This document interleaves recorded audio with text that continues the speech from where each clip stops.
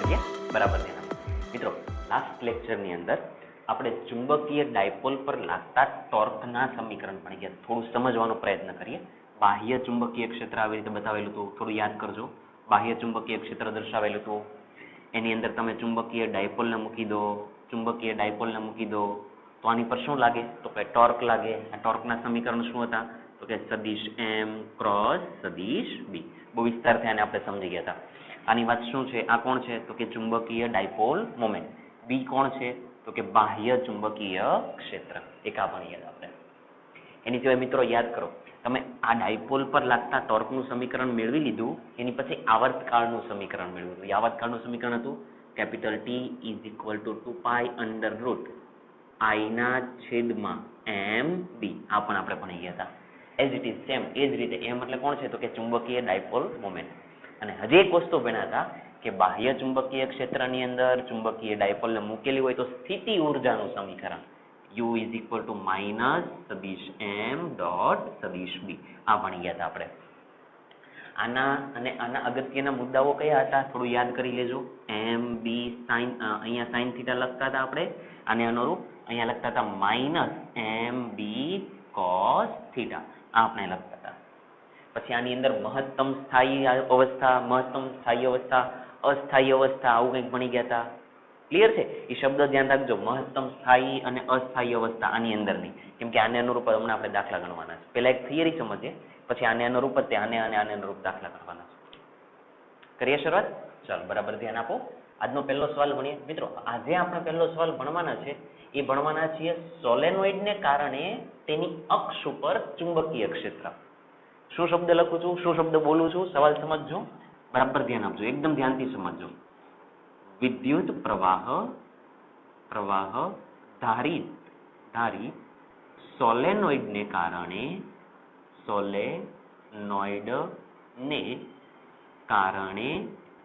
એકદમ ધ્યાનથી સમજજો। વિદ્યુત પ્રવાહ ધારિત સોલેનોઇડને કારણે તેની અક્ષ પરના બિંદુ પાસે ચુંબકીય ક્ષેત્રનું સમીકરણ મેળવો। હજી આગળ લખું છું જોજો। અને તેને ગજિયા ચુંબકના ચુંબકીય ક્ષેત્ર સાથે સરખાવો। ચાલો આવું કંઈક કીધેલું છે, એકદમ સહેલો ભાગ છે, આપણે ભણી ગયા હતા એ જ છે, ખાલી થોડું યાદ કરી અને થિયરી સ્વરૂપે આપણે લખવાના છે। બરાબર ધ્યાન આપો, શું કહે છે, ચોખ્ખું લખેલું છે વિદ્યુત પ્રવાહ ધારિત સોલેનોઇડને કારણે, એટલે આકૃતિ કઈ લેવાની છે તો કે વિદ્યુત પ્રવાહ ધારિત સોલેનોઇડ, એટલે આપણે સોલેનોઇડ દોરવો પડશે। આ ચાલો જેમ કે છે એમ સાથે સાથે જ કરતા જઈએ, આન્સર લખતા જઈએ। શું કે છે, વિદ્યુત પ્રવાહ ધારિત સોલેનોઇડ, માની લો કે હું એક સોલેનોઇડ લઈ લઉં છું, તમને ખ્યાલ જ છે કઈ રીતે આપણે દોરીએ છીએ। સોલેનોઇડ લઈ લઈએ છીએ આપણે, આ એકદમ ધ્યાનથી જોજો। ચાલો એક સોલેનોઇડ લઈ લઉં,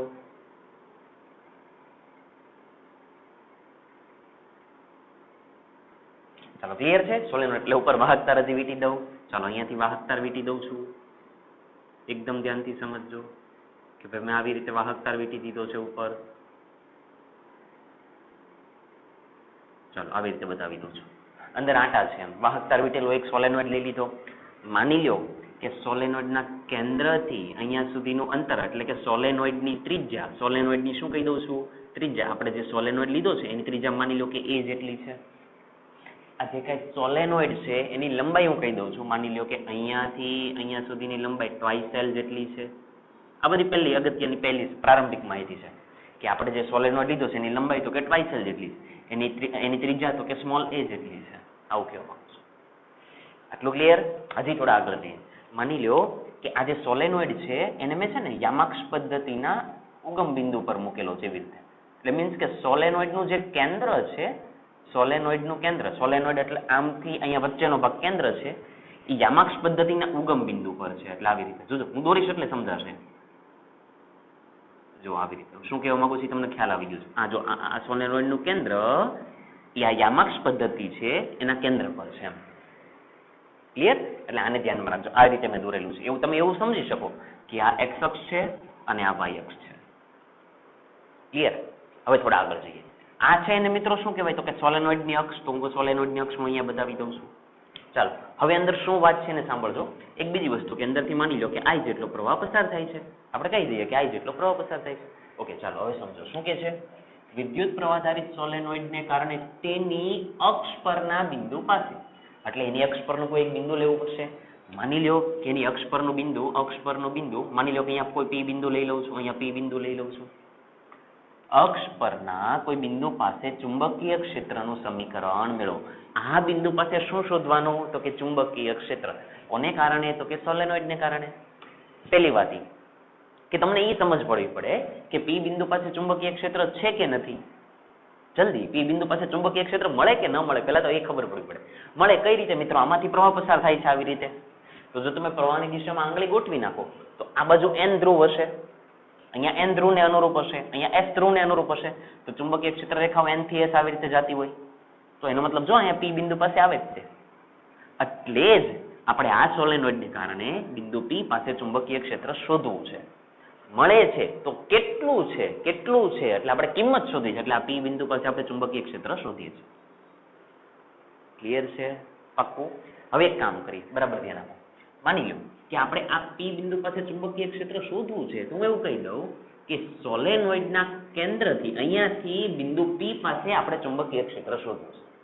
તો એક કામ કરીએ, અહીંયાથી માની લો કે બિંદુ P છે એ r અંતરે આવેલું છે. કયા અંતર આવેલું છે? તો કે r અંતરે. એટલે હવે આપણી વાત શું થાય?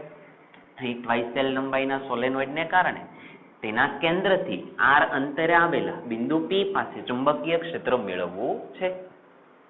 ક્લિયર છે? વાક્ય રચના કીધી. બસ હવે આપણે ખાલી સાદુરૂપ આપશું. એક બે નાના નાના કન્સેપ્ટ અંદર છે એની આપણે વાત કરશું. કરીએ શરૂઆત? પહેલા શરૂઆતથી સોલેનોઇડની ઓળખાણ આપી દઈએ. શું કે છે? આકૃતિમાં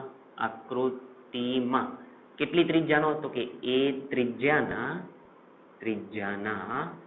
અને કેટલી લંબાઈના? તો કે 2l જેટલી લંબાઈ ધરાવતા સોલેનોઇડને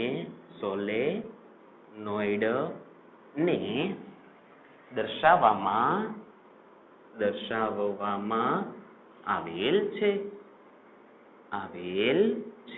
આવું કહી દીધું તમે. હવે શું કરવું છે? તો કે સોલેનોઇડના કેન્દ્રથી તેની અક્ષ પરના બિંદુ P પાસે, એટલે કે r અંતરે રહેલા બિંદુ P પાસે ચુંબકીય ક્ષેત્ર મેળવવું છે. લખી નાખીએ. અહીં લખાવો તો સોલેનોઇડના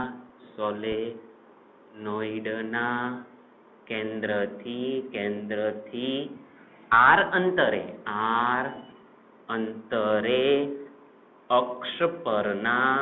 અક્ષ પરનું બિંદુ છે ને, અક્ષ પરના બિંદુ P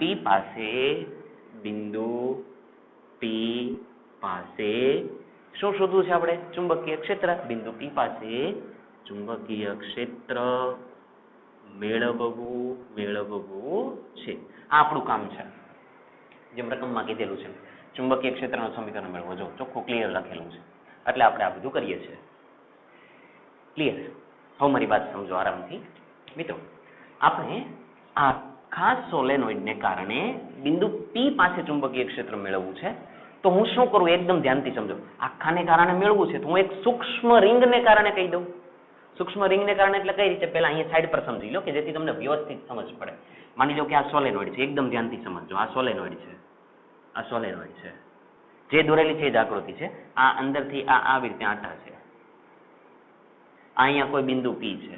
હવે તમારે આને કારણે અહીંયા શોધવું છે તો હું શું કહેવા માંગુ છું એ સમજો. આ અક્ષ અંદર બતાવેલી છે, આ અક્ષ છે. આ જ વાત છે.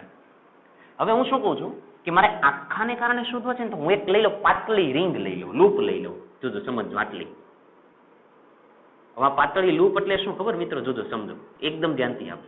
હું આખો સોલેનોઇડ છે તો એની એક આટલી પાતળી રિંગ લઈ લઉં, એક જ ભાગ લઈ લઉં, ખાલી આટલો ભાગ લઈ લઉં, આટલો ભાગ. અને હું આના કારણે અહીંયા ચુંબકીય ક્ષેત્ર શોધી નાખું. સમજો, આના કારણે અહીંયા ચુંબકીય ક્ષેત્ર શોધી નાખું. હવે તમને એમ થાય સર આના કારણે એટલે? મિત્રો સમજો, આ તો હકીકતમાં વર્તુળાકાર છે. આવી રીતે આખા તમે જુઓ તો આખો આટલો વર્તુળાકાર ભાગ થાય. એટલે આ વસ્તુને હું દોરું તો આવી રીતે દોરાય. જો ખાલી એક જ ભાગ થોડો આટલી જાડાઈની રિંગ લઈ લીધી એમ આટલી આવી રીતે એટલે આ તો એનો મતલબ એવો થાય કે આ રિંગને કારણે આ બિંદુ પાસે આ પી બિંદુ પાસે સમજો આ વસ્તુને સમજો હું શું કહું છું મારે આખાને કારણે શોધવું છે તો એક હું સૂક્ષ્મ જાડાઈની એક રિંગ લઈ લઉં આવી રિંગ લઈ લઉં એ રિંગને કારણે અહીંયા શોધી નાખું અને રિંગને કારણે અહીંયા મળી જશે એ સૂક્ષ્મ મળશે પછી એનું શું કરી દઈશ સંકલન કે એક રિંગ અહીંયા એક રિંગ અહીંયા એક રિંગ અહીંયા એક રિંગ અહીંયા રિંગ પછી એવી રીતે સેમ અહીંયા રિંગ તો બધી રિંગને કારણે જે ચુંબકીય ક્ષેત્ર મળે એનું સંકલન કરી દેશું સમજાય છે હવે આવું કરવાનું કારણ શું કે સર તમે આ રિંગને કારણે શું કામ શોધો એનું કારણ એક જ છે મિત્રો કેમ કે રિંગના કારણે તેની અક્ષ ઉપર ચુંબકીય ક્ષેત્રનું સૂત્ર તમને આવડે છે યાદ કરો આવી રીતે પ્રવાહધારિત રિંગ બતાવી હતી થોડું યાદ કરવાનો પ્રયત્ન કરો અથવા તો પેજ ફેરવીને જો કે આવી રીતે પ્રવાહધારિત રિંગ બતાવી હતી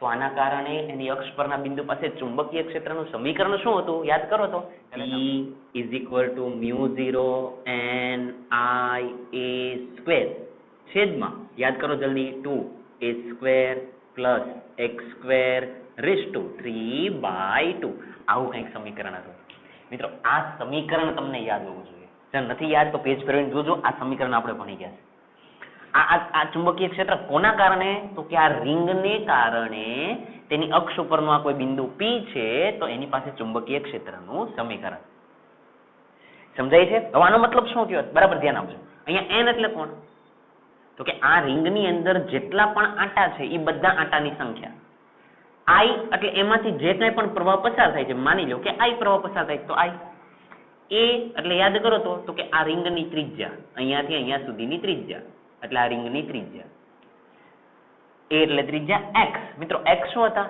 તો કે જે તે લૂપના કેન્દ્રથી જે તે બિંદુ સુધીનું અંતર એટલે આ અંતરને કીધા હતા આપણે x ફરીથી આને ધ્યાનમાં રાખજો કેમ કે આનો ઉપયોગ આપણે આની અંદર કરીએ છીએ આ લૂપના કેન્દ્રથી જે બિંદુ સુધી પહોંચો ત્યાં સુધીનું અંતર એટલે x એટલે x એટલે આ છે તો હવે બેઠો આ કન્સેપ્ટ આની અંદર વાપરવાનો છે કઈ રીતે બરાબર ધ્યાન આપજો કે હું એક આટલી જાડાઈની dx જાડાઈની એક લૂપ આની અંદર લઈ લઉં જોજો ધ્યાન આપજો માની લો કે અહીંયા હું dx જાડાઈની એક લૂપ લઈ લઉં છું એકદમ ધ્યાનથી જોજો એકદમ વ્યવસ્થિત દેખાશે પણ શું કહેવા માંગુ છું એ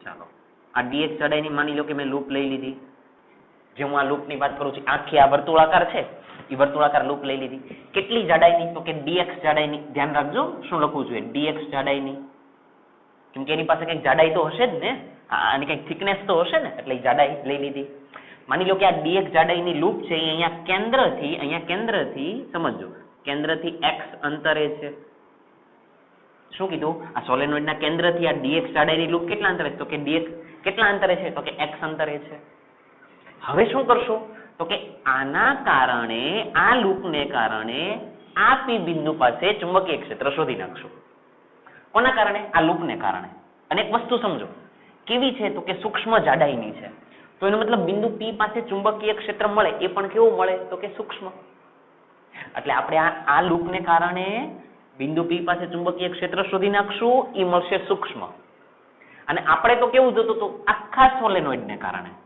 ખાલી આટલાને કારણે નહીં આખા સોલેનોઇડને કારણે તો એનો મતલબ કે આના કારણે જે મળશે એ સૂક્ષ્મ મળશે માની લો કે આ સૂક્ષ્મ મળશે પછી મારે આખાને કારણે જોઈએ તો એનો મતલબ આનું હું શું કરી દઈશ તો કે સંકલન અને જેવું આનું સંકલન કરીશ એટલે એ બી મળશે કોના કારણે તો કે આખા સોલેનોઇડને કારણે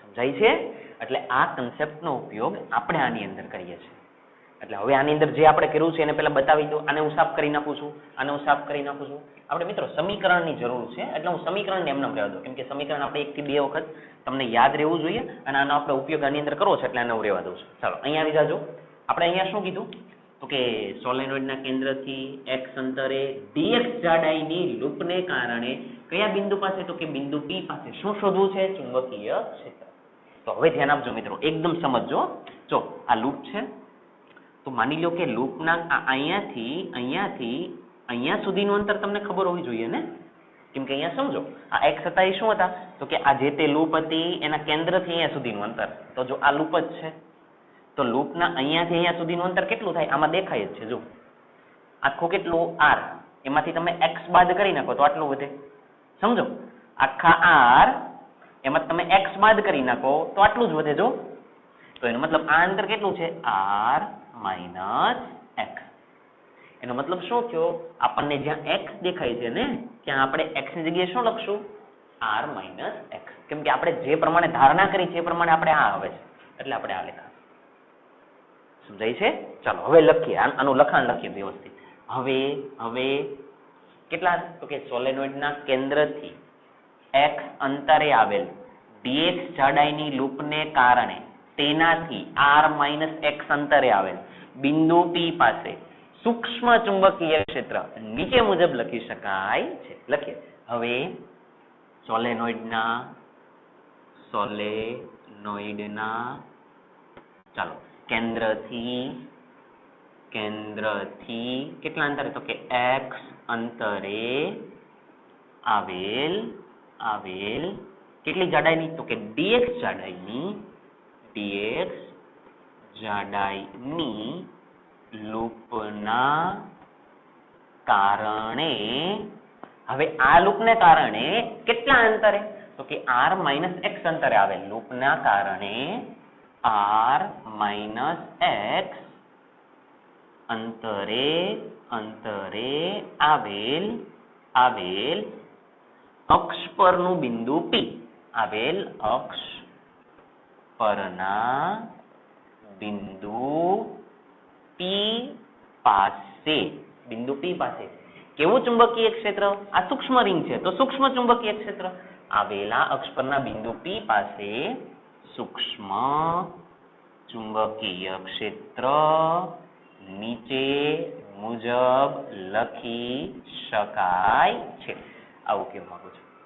વાક્ય રચના તમારી રીતે જે લખો એ ચાલશે, પણ વ્યવસ્થિત વાક્ય રચના હોવી જોઈએ, સાચી હોવી જોઈએ. ક્લિયર છે? ચાલો હવે ધ્યાન આપો.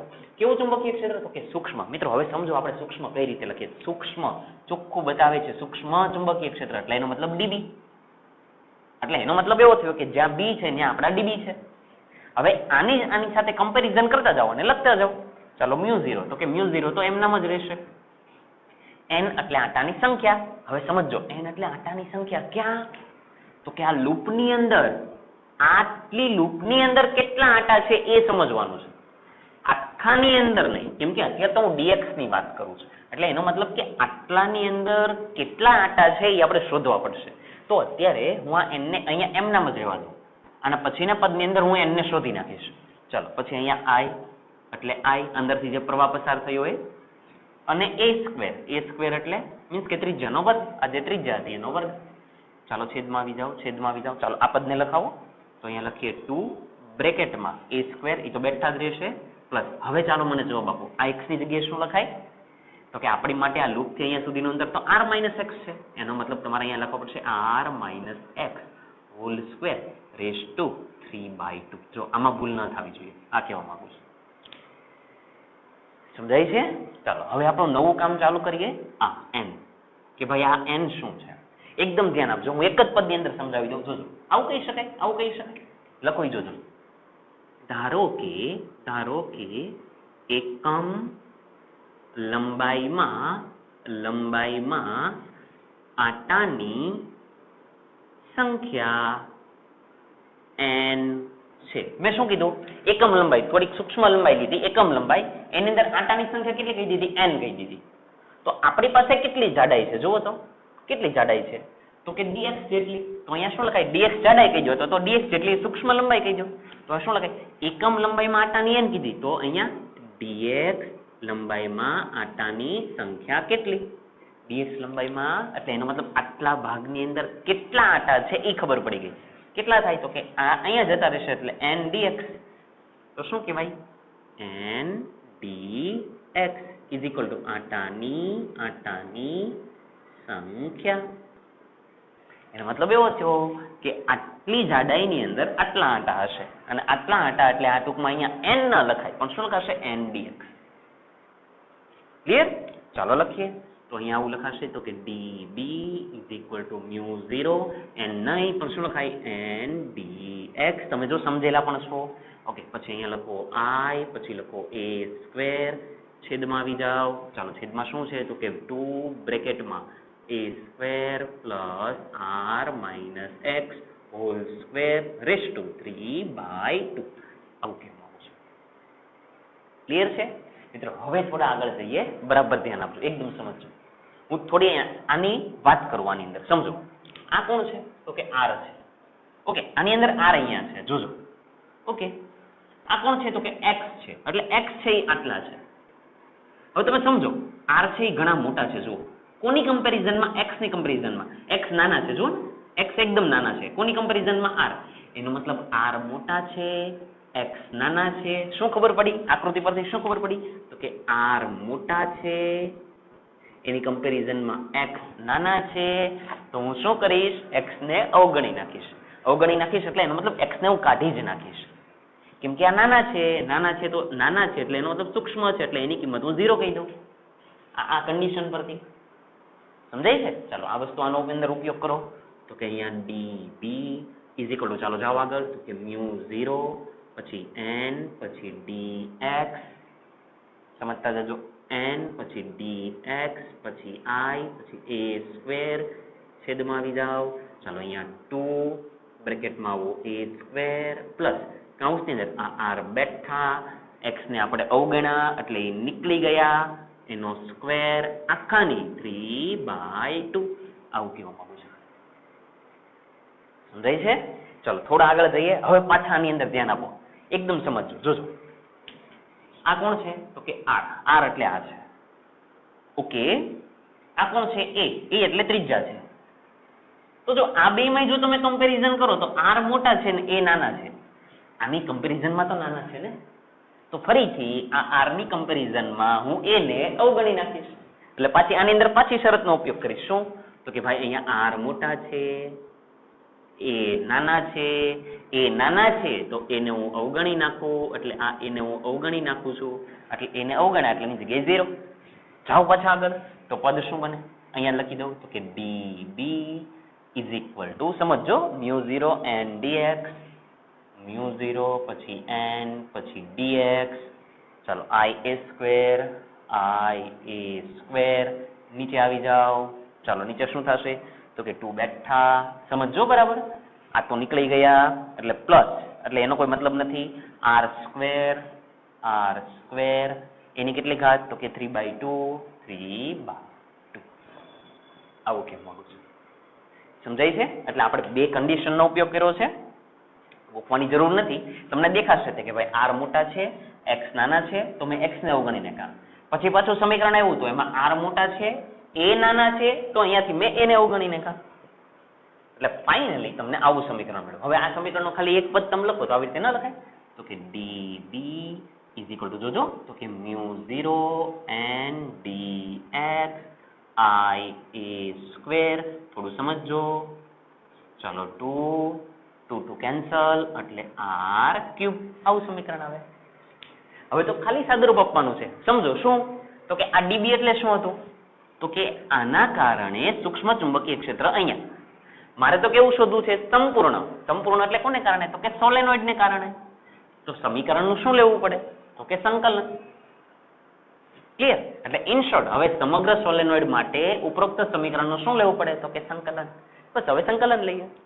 ક્લિયર? ચાલો બોર્ડ ઉપરથી કોપી કરો, આપણે આગળ જઈએ. ચાલો એકદમ ક્લિયર દેખાય છે મિત્રો? હું છે ને આ ભાગ સાફ કરી નાખું છું, આની હવે જરૂર નથી. આપણે અહીંયાથી જ પાછી શરૂઆત કરશું. ચાલો ધ્યાન આપજો, બરાબર સમજીએ. હવે ખાલી સાદુરૂપ આપવાનું. આપણે એક કામ તો પતી ગયું. સૂક્ષ્મને કારણે તો શોધીને ખા ને આપણે અહીંયા રહ્યા. તો હવે તો ખાલી સમીકરણનું સંકલન લેવાનું છે. ચાલો લઈ લઈએ. કામ લગભગ પૂરું થઈ ગયું છે. ખાલી હવે સાદુરૂપ આપવાનું છે.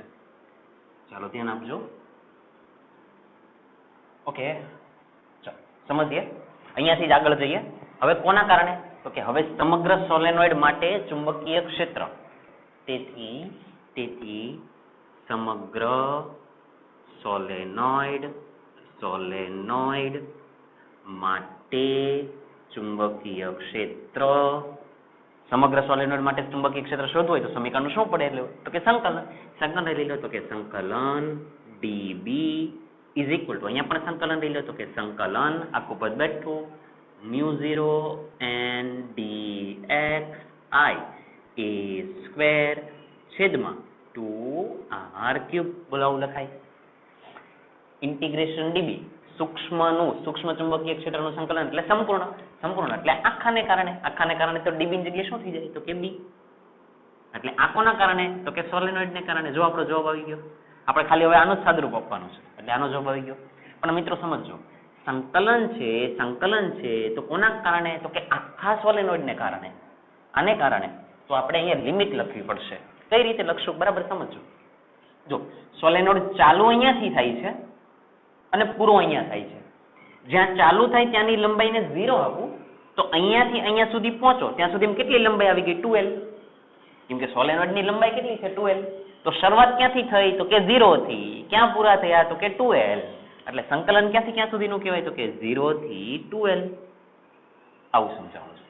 એટલે તમને આ પણ ખબર પડવી પડે કે આપણે સંકલન કરવું છે તો સંકલન ક્યાંથી ક્યાં સુધીનું થશે તો કે 0 થી 2l. બસ હવે પતી ગયું. સંકલન વિકલનનો પહેલો નિયમ અચળ હોય એને બહાર કાઢી નાખો. ચાલો સમજો. μ0 અચળ, n આટાની સંખ્યા અચળ, i વિદ્યુત પ્રવાહ અંદરથી જે પસાર થાય છે જે હોય ફિક્સ જ હોય અચળ, a ત્રિજ્યા અચળ, r અંતર કયું અંતર તો કે અહીંયાથી અહીંયા સુધીનું અચળ. એ ક્યાં બદલાય છે થોડો બિંદુ p આમ જાય છે ફિક્સ થઈ ગયું અહીંયા જ છે અચળ. 2 તો અચળ જ છે. એનો મતલબ કે ખાલી dx જ બદલાય, જાડાઈ જ બદલાય. આ જાડાઈ બદલાઈ શકે દર વખતે. ક્લિયર? તો એક કામ કરીએ, આ dx ને અંદર રહેવા દો, બાકીના બદલાઈ ગયા. બાકીના અચળ છે એને બહાર કાઢી લો તો કે અહીંયા b બેઠા. ચાલો μ0 n I a square, μ0 n I a square છેદમાં લઈ લો કોણ છે તો કે 2r³. ચાલો ઇન્ટિગ્રેશન 0 થી 2l. અંદર કોણ વધે છે તો કે dx એટલે અહીંયા લખો dx. આવું સમજાવું છું. પતી ગયું. ઇન્ટિગ્રેશન dx એટલે x તો b is equal to μ0 n I a square છેદમાં 2r³ બ્રેકેટની અંદર x લિમિટ ક્યાંથી ક્યાં સુધી તો કે 0 થી 2l સુધી. આવું કહેવા માંગુ છું. લિમિટ છોડી નાખો, આને અહીંયા મૂકો, માઇનસ અને અહીંયા મૂકો. ક્લિયર? ચાલો આ પદ અહીંયા લખું છું, જોતા જાજો તો કે b is equal to μ0 n I square μ0 n I a square. ચલો આ કામ પૂરું. નીચે 2r³, નીચે લખી નાખો 2r³. મિત્રો ખાલી સાદરૂપ આપવાનું છે. x ની જગ્યાએ કેટલા મૂકી દો 2l એટલે અહીંયા મૂકી દીધા 2l. વચ્ચે હંમેશા માઇનસ. હવે x ની જગ્યાએ 0 એટલે આ લખી દીધા 0. આવું સમજાવો. ક્લિયર? ચાલો પૂરું કરીએ તો કે b is equal to μ0 n I a square છેદમાં 2r³. અહીંયા ખાલી કોણ વધશે તો કે 2l. આવું સમજાવું છે. ક્લિયર? હવે અગત્યની વાત કરું. જોજો જવાબ પૂરો થવા આવી ગયો છે. આને સમજજો મિત્રો. આને શું કહેવાય? n into 2l. ફરીથી n into 2l ને શું કહેવાય સમજીએ. બરાબર ધ્યાન આપજો. n into 2l ને શું કહેવાય જોજો. આપણે હમણાં એક પદ લખ્યું હતું કે ભાઈ એકમ લંબાઈમાં આટાની સંખ્યા આપણે n કીધી હતી. પછી એની ઉપરથી એવું કીધું તેથી dx લંબાઈમાં આટાની સંખ્યા કેટલી? તો તમારો જવાબ આવ્યો હતો n dx. અને dx લંબાઈમાં એટલે કીધું હતું કેમ કે આપણે આના કારણે વાત કરતા હતા. હવે આપણે આના કારણે વાત નથી કરતા. આપણે વાત કરીએ છીએ આખા સોલેનોઇડને કારણે. કેમ કે આપણે b આવી ગયા છે. તો પછી આ જ પદ આવી રીતે બને. એકમ લંબાઈમાં n તો આખા સોલેનોઇડની લંબાઈ કેટલી તો કે 2l. તો dx લંબાઈ નહીં 2l લંબાઈમાં આટાની સંખ્યા કેટલી? 2l લંબાઈ એટલે આખા સોલેનોઇડમાં. તો એનો મતલબ આ અહીંયા ગયા તો એનો મતલબ એવો થયો કે n into 2l. એટલે આનો મતલબ સમગ્ર સોલેનોઇડમાં આટાની સંખ્યા, આખા સોલેનોઇડના આટાની સંખ્યા. તો આને માની લો કે હું કેપિટલ નામ આપી દઉં.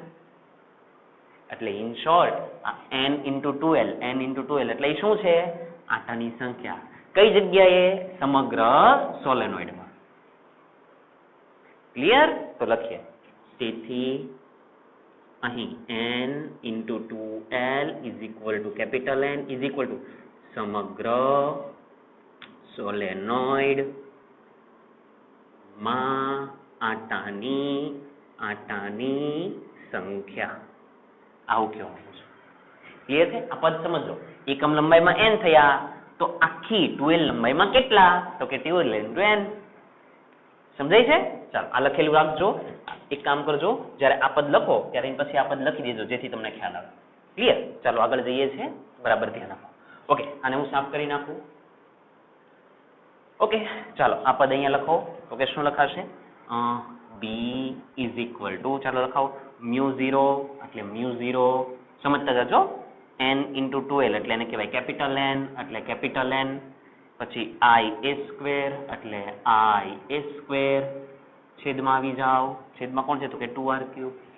2r ક્યુબ આવું કહેવા માંગુ છું. પતી ગયું. હવે ખાલી સાદુરૂપ આપીએ, થોડું સમજીએ. માની લ્યો કે સમીકરણને ઉપર નીચે હું પાઈ વડે ગુણી દઉં છું. કોના વડે? પાઈ વડે. સવાલ નહીં કરતા, હમણાં સમજાશે કે આવું શું કામ કરું છું. જોતા જાજો. તો b is equal to μ0 n i a square. માની લો કે પાઈ વડે ગુણી દીધા, પાઈ વડે ભાગી નાખું તો 2 પાઈ r ક્યુબ. બોલો આવું કહેવાય. હવે જો તમારા સવાલનો જવાબ. આને મિત્રો કંઈક કહેવાય. જો તમે બરાબર સમજો છો તો તમને આની અંદર કંઈક જવાબ દેખાશે.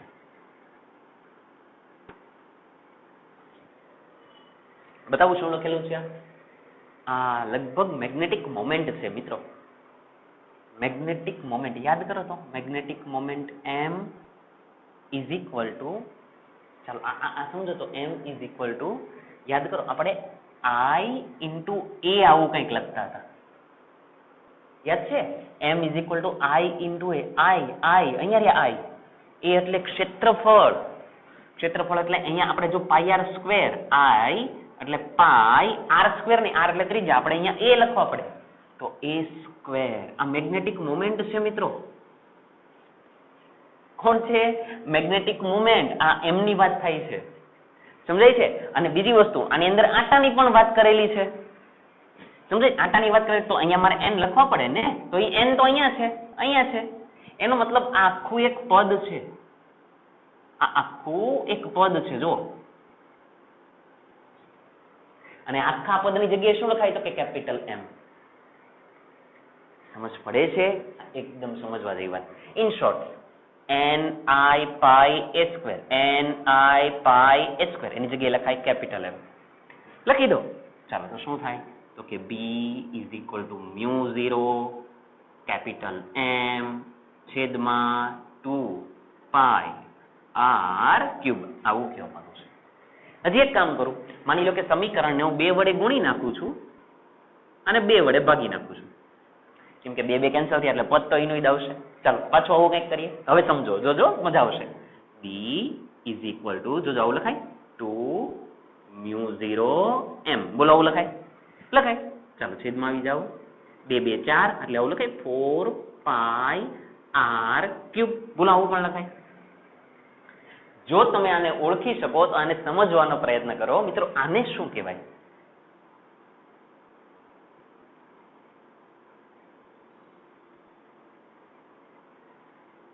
આને આપણે કંઈક અચળાંક તરીકે નામ આપી દીધું છે. યાદ કરો તો આ ચેપ્ટર માટે આપણે કદાચ આને k કીધેલા છે. ખ્યાલ છે? μ0 છેદમાં 4 પાઈ અને આપણે શું કીધા છે? k, અચળાંક. એનો મતલબ અહીંયા k મૂકો તો જવાબ આવો બને. b ઇઝ ઇક્વલ ટુ, જોજો, 2 k m છેદમાં r ક્યુબ. આ તો આપણને ખ્યાલ છે. આ શેનો જવાબ છે? યાદ કરો. આ જવાબ શેનો છે? હા, આપણને ઈ ખબર છે. આ જવાબ સોલેનોઇડ નો છે. જો તમે સોલેનોઇડ નો ચુંબકીય ક્ષેત્ર લાવ્યા, પણ આ બીજો શેનો જવાબ છે? યાદ કરો તો મિત્રો. આ તમે ગજ્યો ચુંબક લઈ લો. આવી રીતે ગજ્યો ચુંબક લઈ લો. કદાચ તમે આપણે ભણી ગયા છે પહેલા જ લેક્ચરમાં. s n કહું, આ એની અક્ષ પરનું બિંદુ કહું, અહીંયા કોઈ બિંદુ p કહું, તો આ બિંદુ p પાસે ચુંબકીય ક્ષેત્રનું સમીકરણ તો કે b is equal two 2 k m અપન r cube. આપણે આ જ લખતા હતા ગજિયા ચુંબકની અક્ષ ઉપર. એનો મતલબ એવો થયો, તમે સોલેનોઇડ નું ચુંબકીય ક્ષેત્ર એની અક્ષ ઉપર કાઢો તો એ જ આવે છે. જો 2 k m અપન r ક્યુબ બેઠું જ આવે છે. સમજાય છે? એટલે તમે ગજિયા ચુંબકને કારણે ચુંબકીય ક્ષેત્ર કયો અક્ષ ઉપર કે સોલેનોઇડને કારણે કયો બંનેનો જવાબ કેવો આવે છે? સરખો જ આવે છે. ક્લિયર છે? એટલે એને સવાલની અંદર આવું લખેલું જો વિદ્યુત પ્રવાહ ચાલિત સોલેનોઇડને કારણે તેની અક્ષ પરના બિંદુ પાસે ચુંબકીય ક્ષેત્રનું સમીકરણ. આ અક્ષ પરનું બિંદુ, અહીંયા ચુંબકીય ક્ષેત્રનું સમીકરણ તમને આ મળ્યું. સમજાય છે? 2 મિનિટ અવાજ આવશે, ખાલી વેઇટ, આપણે પૂરો જ થઈ ગયો છે સવાલ. આવું કહેવા માંગુ છું. અને ઈ જો ગજિયા ચુંબકને મળતું જ આવે જો, અને તેને ગજિયા ચુંબકના ચુંબકીય ક્ષેત્ર સાથે સરખાવજો, સેમ એનું ઈ જ છે. એટલે આપણે ખાલી હવે એક મુદ્દો જ લખવાનો છે, એને લખી નાખીએ. ચલો આને હું સાફ કરી નાખું. ખ્યાલ આવી ગયો લાગે છે તમને? શું લખાશે? જે સોલેનોઇડની અક્ષ પરના બિંદુ પાસે ચુંબકીય ક્ષેત્રનું સમીકરણ છે. અને આ સમીકરણ કોને મળતું આવે છે? તો કે ગજિયા ચુંબકને. જે ગજિયા ચુંબકને કારણે કયા બિંદુ પર? તો કે અક્ષ પરના બિંદુને મળતું આવે છે. ક્લિયર છે? એટલે તમને આ જવાબ સમજાવવો પડે બસ. આવડશે? તો એનો મતલબ સોલેનોઇડને કારણે તેની અક્ષ પરનું કોઈ બિંદુ P લઈ લો તો ત્યાં ચુંબકીય ક્ષેત્રનું સમીકરણ કે 2km/r. ક્લિયર છે? ચાલો બોર્ડ ઉપરથી કોપી કરો, આપણે આગળ જઈએ. એકદમ ક્લિયર દેખાય છે મિત્રો? આને હું સાફ કરી નાખું. હવે આપણે ઉદાહરણના દાખલા ગણવાના છે. બરાબર ધ્યાન આપજો. આ જે કંઈ પણ થિયરી ચાલી છે એ થિયરી પરના દાખલા આપણે ગણશું. મીન્સ કે આગળના લેક્ચરની અંદર જે ટોર્કની થિયરી ચાલી હતી, સ્થિતિ ઉર્જાની થિયરી ચાલી હતી, બસ એને અનુરૂપ દાખલા કરવાના છે. બરાબર ધ્યાનમાં આપજો. અગત્યના દાખલા છે, સમજણવાળા દાખલા પણ છે, અને એક દાખલાની અંદર ગણતરી પણ છે. તો વ્યવસ્થિત સમજીએ. સૌથી પહેલા આપણે કરીએ છીએ, તમને કહી દઉં, ઉદાહરણનો દાખલા નંબર 5.2. ઉદાહરણનો દાખલા નંબર 5.2 એમાં તમને સ્થિતિ ઉર્જાનું સમીકરણ આવડવા જોઈએ. મહત્તમ સ્થિતિ ઉર્જા ક્યારે હોય, લઘુત્તમ સ્થિતિ ઉર્જા ક્યારે હોય, સ્થાયી સંતુલન, આવો આપણે કંઈક ભણ્યા, અસ્થાયી સંતુલન, આ તમને સમજાવવું પડે. મારા શબ્દ સાંભળો, સ્થાયી સંતુલન અને અસ્થાયી સંતુલન, એ તમને પરફેક્ટ સમજાવવું જોઈએ. શરૂઆત કરીએ ઉદાહરણનો દાખલા નંબર 5.2. એકદમ અગત્યનો દાખલો, બરાબર ધ્યાન આપજો. ચાલો શરૂઆત થાય. Example number 5.2. રકમની અંદર જોતા તો શું કહે છે? એક નાનો ગજિયા ચુંબક લેવાનો ને તેની અક્ષ 800 ગોસ જેટલા બાહ્ય ચુંબકીય ક્ષેત્ર સાથે 30 ડિગ્રીના કોણે મૂકતા. એક નાનો ગજિયો ચુંબક લેવાનો, એને બાહ્ય ચુંબકીય ક્ષેત્ર સાથે કેટલા ડિગ્રીના ખૂણે? 30 ડિગ્રીના ખૂણે. મારી વાત સાંભળજો બરાબર. માની લો કે આ ગજિયો ચુંબક છે, જેમ કે છે એમ જ દોરીએ. આ ગજિયો ચુંબક છે એટલે મીન્સ કે આ બાહ્ય ચુંબકીય ક્ષેત્ર. એકદમ ધ્યાન આપજો. આ બાહ્ય ચુંબકીય ક્ષેત્ર એને ક્યાં મૂકેલો છે? તો કે જો લખેલું છે ગજિયા ચુંબકને તેની અક્ષ 800 ગોસ જેટલા બાહ્ય ચુંબકીય ક્ષેત્રમાં. એટલે એવું માની લો કે આ જે ચુંબકીય ક્ષેત્ર છે એ બાહ્ય ચુંબકીય ક્ષેત્ર છે. એટલે અહીંયા બી કહી દઉં. એની કિંમત કેટલી છે? તો કે 800 ગોસ. હવે ગજિયા ચુંબકને કેટલા ડિગ્રીના ખૂણે મૂકેલો છે? લખેલું છે ચુંબકીય ક્ષેત્ર સાથે 30 ડિગ્રીના ખૂણે મૂકતા. ચુંબકીય ક્ષેત્ર સાથે 30 ડિગ્રીના ખૂણે. એટલે એ શું કહે ખબર? ચુંબકીય ક્ષેત્ર આમ છે, માની લો કે ગજિયો ચુંબક આવી રીતે છે. ગજિયો ચુંબક આવી રીતે છે. કેવી રીતે સમજીએ? માની લો કે આ S ધ્રુવ, આ N ધ્રુવ, તો ડાયપોલ મોમેન્ટ આ તરફ. તો એનો મતલબ એવો થયો કે ડાયપોલ મોમેન્ટ અને ચુંબકીય ક્ષેત્ર વચ્ચેનો ખૂણો એ કેટલા ડિગ્રીનો છે? તો કે 30 ડિગ્રીનો. એટલે થીટા બરાબર કેટલા ડિગ્રી આપેલા છે? તો કે 30 ડિગ્રી. આવું કે છે. હવે બીજી રીતે સમજીએ તો આને ચુંબકીય અક્ષ જ કહેવાય. જો ચુંબકીય અક્ષ અને બાહ્ય ચુંબકીય ક્ષેત્ર, ચુંબકીય અક્ષ અને બાહ્ય ચુંબકીય ક્ષેત્ર એની વચ્ચેનો ખૂણો કેટલો? તો કે 30 ડિગ્રી આપેલો છે. સમજાય છે? ચાલો આગળ જઈએ. સાથે મૂકતા તે 0.016 ન્યૂટન ઇન્ટુ મીટરનું ટોર્ક અનુભવે છે. અને તમે જેવા અંદર મૂકો તો સમજો બાહ્ય ચુંબકીય ક્ષેત્ર ક્યાંથી ક્યાં હોય? તો કે N થી S. તો કદાચ તમને ખ્યાલ આવશે જ તે કે આ S ધ્રુવ N ને આ તરફ ખેંચવાનો પ્રયત્ન કરે. આખી થિયરી આપણે ભણી ગયા. આ N છે, આ S છે, તો એને આ તરફ ખેંચવાનો પ્રયત્ન કરે. એનો મતલબ કે આ ભ્રમણ કરે એટલે ટોર્ક લાગે. તો એ ટોર્કની કિંમત આપી દીધી છે. ટોર્ક બરાબર 0.016 ન્યૂટન ઇન્ટુ મીટર. આવું આપી દીધું છે કે ભાઈ આ ગજિયો ચુંબક છે એ ટોર્ક અનુભવે છે. જાઓ આગળ શું કહે છે? તો ચુંબકની ચુંબકીય ચાકમાત્રા કેટલી હશે એ ભાગ ચુંબકની ચુંબકીય ચાકમાત્રા એટલે કેપિટલ એમ, એટલે ટૂંકમાં તમારે કેપિટલ એમ ને શોધવાના છે આ ડેટાનો ઉપયોગ કરીને. ક્લિયર? તો મિત્રો સમજો, રકમમાં છેલ્લે તમને ગોસની કિંમત આપેલી છે અને તમને ખબર પણ હોવી જોઈએ એક ગોસ એટલે 10⁻⁴ ટેસ્લા, એટલે પેલા એને ચેન્જ કરી જ નાખવાનું, એટલે 800 × 10⁻⁴ ટેસ્લા. બસ તમને પેલા આ સમજાવવું પડે. ગોસ છે તો એમાંથી ટેસ્લામાં જવું હોય તો 10⁻⁴ ટેસ્લા. છેલ્લે સંબંધ પણ લખેલો જો 1G = 10⁻⁴ ટેસ્લા, એટલે મેં ચેન્જ કરી નાખ્યું. બસ પેલા એ ભાગ પૂરો કરી દઈએ. ચાલો એ ભાગ લાવીએ. સમજો તો જો તો ટોર્કની વાત કરેલી છે, ચુંબકીય ક્ષેત્ર છે અને મેગ્નેટિક મોમેન્ટ શોધવાની છે. તો પછી ટોર્ક પરથી જ લઈ લેવાય ને, ટોર્ક = mb. જલ્દી mb sin θ. ક્લિયર? ચાલો લખીએ, આન્સર લખીએ એ ભાગનો. કઈ જગ્યાએ? તો કે સમાન ચુંબકીય ક્ષેત્રમાં, સમાન ચુંબકીય ક્ષેત્રમાં કોની પર લાગતું? તો કે ચુંબક પર લાગતું ટોર્ક. આપણને ખબર જ છે ટોર્ક લાગે તો ટોર્કનું સમીકરણ તો કે ટોર્ક = m × b. બોલો આવું લખાય. ક્રોસની નિશાની દૂર કરી નાખો, તમે ડાયરેક્ટ લખો તો પણ ચાલે, mb sin θ. ચાલો પૂરી થઈ ગઈ વાત, પતી ગયું. શું લાગે છે? તો કે ટોર્ક. ઓકે, આપેલું છે. ઓકે, m એને તો શોધવાના છે, b અહીંયા છે, sin θ પણ સમજી લો θ કોની વચ્ચેનો ખૂણો? તો કે મેગ્નેટિક મોમેન્ટ અને ચુંબકીય ક્ષેત્ર આપેલું જ છે. મેગ્નેટિક મોમેન્ટ આ તરફ, ચુંબકીય ક્ષેત્ર આ તરફ, ખૂણો છે 30 ડિગ્રીનો, એટલે થીટાની જગ્યાએ 30 મૂકી દો તો પદ શું બને? તો કે ટોર્ક = mb sin 30. પતી ગયું, પૂરું થઈ ગયું. ચાલો હવે ચેક કરી લો. હવે ગણતરી તમે જાતે કરજો, એવું નહીં કરવું. મેગ્નેટિક મોમેન્ટને શોધવી છે એટલે આ પદને શોધવું છે, આટલું સમજો. તો એને સૂત્રનો કરતા બનાવો તો કે m = ટોર્ક છેદમાં b sin 30. બસ હવે ગણતરી તમે જાતે કરજો. ટોર્કની કિંમત તો કે છે, b ની કિંમત તો કે છે sin 30, જાતે લખો. ક્લિયર? બધી કિંમત મૂકો, ગુણાકાર ભાગાકાર કરો, મેગ્નેટિક મોમેન્ટનો જવાબ આવે એકમ બોલો. ચાલો એકમ બોલો જલ્દી. Ampere × metre square, ampere × metre square. ચાલો બોર્ડ ઉપરથી કોપી કરો, આપણે આગળ જઈએ. ચાલો એ ભાગ પૂરો થયો. બી ભાગ સમજીએ, એકદમ ક્લિયર દેખાય છે મિત્રો. બી ભાગની અંદર વાંચતા જજો શું કહે છે. ચાલો બી ભાગ કરીએ છીએ આપણે, બી ભાગ કરીએ છીએ. ચાલો જોતા જાઓ શું કહે છે રકમની અંદર. ઓકે, તેને મહત્તમ સ્થાયી સ્થિતિમાંથી મહત્તમ અસ્થાયી સ્થિતિમાં લાવવા માટે કરવું પડતું કાર્ય. સેન્ટેન્સ લખી નાખો. શું કહે છે? તેને એટલે કોને? તો કે ચુંબકને. આવું ધ્યાનમાં રાખવાનું. તેને મહત્તમ સ્થાયી સ્થિતિમાંથી કઈ સ્થિતિમાં? મહત્તમ અસ્થાયી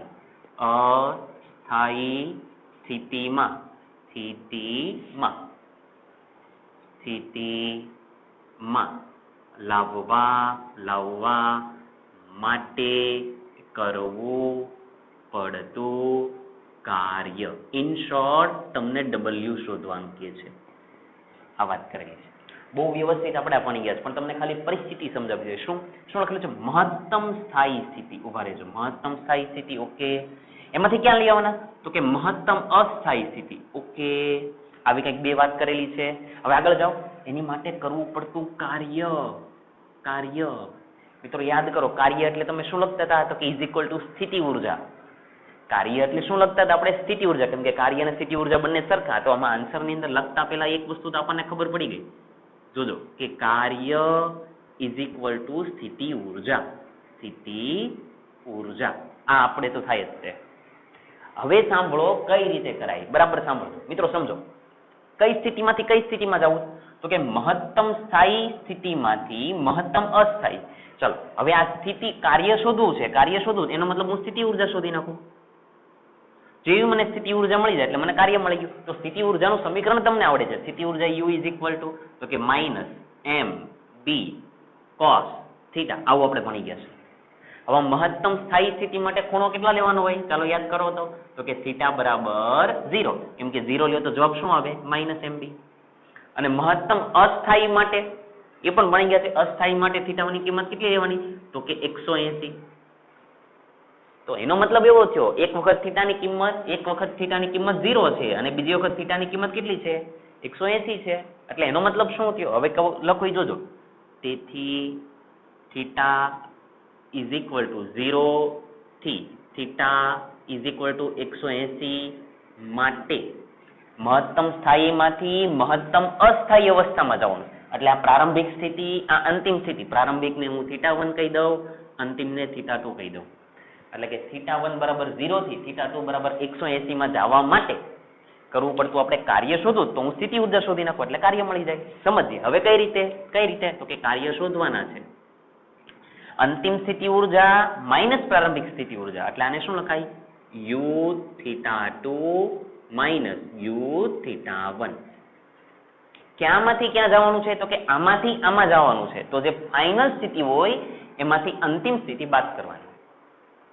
સમજ પડે છે એટલે અંતિમમાંથી પ્રારંભિક સ્થિતિ બાદ કરવાની બંને એક સરખું જ બોલી ગયો અંતિમ સ્થિતિમાંથી પ્રારંભિક સ્થિતિ બાદ કરવાની તો ચાલો હવે આને સમજો એટલે આને કઈ રીતે લખાય તો કે w is equal two u θ2 u નું સમીકરણ તો કે માઇનસ m b cos θ2 કેમ કે આપણે એને અનુરૂપ લખીએ છીએ હવે આ માઇનસ ઓલરેડી છે તે આ u ના માઇનસ તો કે m b cos θ1 તમને મિત્રો છે ને આ સમજ પડવી પડે આ શું થયો સ્થિતિ ઊર્જામાં ફેરફાર અંતિમ માઇનસ પ્રારંભિક બસ આટલું જ સમજવાનું હતું પતી ગયું કેમ આવું શું કામ કરીએ છીએ કેમ કે આને કીધું છે કે મહત્તમ સ્થાયી માટે ખૂણો કેટલો હોવો જોઈએ તો કે 0 મહત્તમ અસ્થાયી માટે કેટલો હોવો જોઈએ તો કે 180 તમને આ ખબર પડવી પડે ક્લિયર ચાલો પૂરું કરીએ જવાબ આવી ગયો પતી ગયું ચાલો તો કે w is equal two minus અહીંયા લખી દીધા mb અહીંયા લખી દીધા cos θ2 ની કિંમત 180 માઇનસ પ્લસ અહીંયા લખી દીધા mb cos θ1 ની કિંમત તો કે 0 આવું કેવા માંગે છે પૂરું થઈ ગયું તો કે w is equal two minus m નામ આ લખી દીધા mb ચાલો cos 180 ની કિંમત -1 તો લખી નાખો -1 ચાલો આ બાજુ આવી જાવ પ્લસ અહીંયા લખી દીધા પ્લસ અહીંયા લખી દીધા mb cos 0 ની કિંમત તો કે 1 એટલે એનો કોઈ મતલબ જ નથી 1 તો એનો મતલબ થયો w is equal two minus plus mb plus mb ચાલો વાત પૂરી થઈ ગઈ પતી ગયું તો કે w is equal two 2mb ચાલો હવે ગણતરી તમારે જાતે જ કરવી પડશે કેમ કે 2 m ની કિંમત તો અહીંયા છે એટલે m ની કિંમત લખો b ની કિંમત ક્યાં છે તો કે અહીંયા છે બંને અંદર કિંમત મૂકો ગુણાકાર ભાગાકાર કરો જે કરવો એ કરો આપણે કાર્ય શોધ્યું છે તો કાર્યનો એકમ બોલો જલ્દી કાર્યનો એકમ જૂલ આવી ગયો જવાબ હા પણ એક વસ્તુ ધ્યાનમાં રાખજો તમારો જે જવાબ આવે એ ચોપડીના જવાબ સાથે મેચ થવો જોઈએ એક્ઝેક્ટ મેચ થાય એવું જરૂર નથી પોઈન્ટ પછી કદાચ આમ તેમ હોય તો વાંધો નહીં પણ તમારો જવાબ મેચ તો થવો જ જોઈએ ક્લિયર છે તો જો કાર્ય મળી ગયું આપણને મેન વસ્તુ તમને ખાલી આ કન્સેપ્ટ ખબર હોવી જોઈએ કે સ્થાયી અવસ્થા માટે કયો ખૂણો હોય અસ્થાયી અવસ્થા માટે કયો ખૂણો હોય ક્લિયર ચાલો સી ભાગ કરીએ એકદમ સરળ ભાગ જોતા જાજો ઓકે આ ગજિયા ચુંબકની જગ્યાએ એટલે આની જગ્યાએ આને નથી રાખવાના આની જગ્યાએ ઓકે જગ્યાએ તેટલી જ ચુંબકીય ચાકમાત્રા ધરાવતો સોલેનોઇડ મૂકવામાં આવે આને કાઢી નાખો આની જગ્યાએ સોલેનોઇડ મૂકી દો મિત્રો સમજો થોડી વાર પહેલા જ થિયરી ભણ્યા એમાં આપણે શું સમજ્યા કે તમે સોલેનોઇડ મૂકો કે ગજિયો ચુંબક મૂકો બંને ચાલે કેમ કે બંનેના ચુંબકીય ક્ષેત્રના જવાબ સરખા જ આવે તો એ લોકોએ શું કર્યું કે ગજિયા ચુંબકને કાઢી નાખો એની જગ્યાએ મૂકો સોલેનોઇડ પણ એની ચુંબકીય ચાકમાત્રા આની જેટલી જ છે લખેલું છે ને કે ગજિયા ચુંબક જેટલી જ ચુંબકીય ચાકમાત્રા એટલે એનો મતલબ આપણે વાત કરીએ છીએ સોલેનોઇડ માટે જોજો સોલેનોઇડ માટે વાત આની જ થાય છે પણ ચુંબકીય ચાકમાત્રા તો આ જ લેવાની છે એટલે આ તમારો જે જવાબ આવશે એ જ અહીંયા રહેવા દેવાનો એમ્પિયર ઇન્ટુ મીટર સ્ક્વેર જે કાંઈ પણ જવાબ આવે માટે આગળ વાંચો સોલેનોઇડ મૂકવામાં આવે જેના આડછેદનું ક્ષેત્રફળ 2 × 10⁻⁴ મીટર સ્ક્વેર એનું આડછેદનું ક્ષેત્રફળ આપી દીધું છે a = 2 × 10⁻⁴ મીટર સ્ક્વેર ઓકે આડછેદનું ક્ષેત્રફળ આપી દીધું છે જાવ આગળ અને 1000 આંટા છે એ જે કાંઈ પણ સોલેનોઇડ છે એમાં આંટાની સંખ્યા કેટલી આપેલી છે તો કે 1000 આંટા આપેલા છે કઈ વાંધો નહીં કરવાનું શું થાય છે આંટા છે તો આ સોલેનોઇડ માંથી પસાર થતો વિદ્યુત પ્રવાહનું મૂલ્ય શોધો વિદ્યુત પ્રવાહ I ઇન શોર્ટ આપણે I ને શોધવાના છે મિત્રો. એકદમ સરળ, જો તમને ખબર પડી ગઈ હોય તો. m છે, અહીંયાથી તમે શોધીને કાઢો એટલે m છે. આડછેદનું ક્ષેત્રફળ છે, આટા છે, I ને શોધવા છે. મેગ્નેટિક મોમેન્ટનું સમીકરણ શું થાય? સોલેનોઇડ માટે મેગ્નેટિક મોમેન્ટનું સમીકરણ આવ્યું હતું અંદર, m = NIA લખીએ. સોલેનોઇડની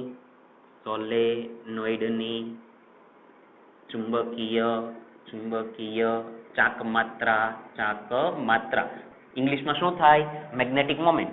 તો કે m = શું સૂત્ર? તો કે NIA. આપણે મને પેલી આખી થિયરી સાબિત કરી એની જ અંદર આ સૂત્ર આવ્યું હતું. પતી ગયું. કોને શોધવા છે? I ને શોધવાના છે. I ને શોધવા છે. બનાવો I ને સૂત્રનો કરતા તો શું લખાય? કેપિટલ M છેદમાં N × A. પૂરી થઈ ગઈ વાત. m ની કિંમત તો કે છે, n ની કિંમત તો કે છે, a ની કિંમત તો કે છે. m ની કિંમત કઈ જગ્યાએ છે? તો કે અહીંયાથી છે. શું કામ અહીંયાથી? કેમ કે એ લોકોએ કીધું છે કે આ ગજિયા ચુંબકની જેટલી ડાયપોલ મોમેન્ટ છે એટલી જ તમે આની લઈ લો. તો બધી કિંમત છે, બધી કિંમત મૂકો. વિદ્યુત પ્રવાહ, I એટલે વિદ્યુત પ્રવાહ, ગુણાકાર ભાગાકાર કરો. બોલો એકમ? તો કે એમ્પિયર. આવું કેવું આવડશે? એકદમ સરળ દાખલો, ખાલી તમને સમીકરણના ઉપયોગ કરતા આવડવો જોઈએ. ક્લિયર?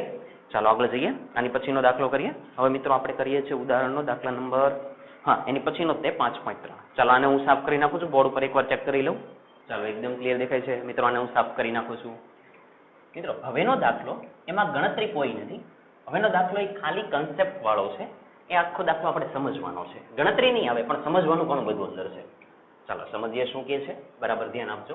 એકદમ સરસ મજાનો દાખલો. થોડું વિચારવાનો પ્રયત્ન કરજો અંદર શું કહેવા માંગે છે. ચાલો ઉદાહરણનો દાખલા નંબર લઈએ 5.3. એકદમ સરસ મજાનો દાખલો છે 5.3. ચાલો ધ્યાન આપજો શું કે છે. આપણે એક પછી એક ભાગ કરીએ. 4 ભાગ આપેલા છે, A B C D એવી રીતે કરશું.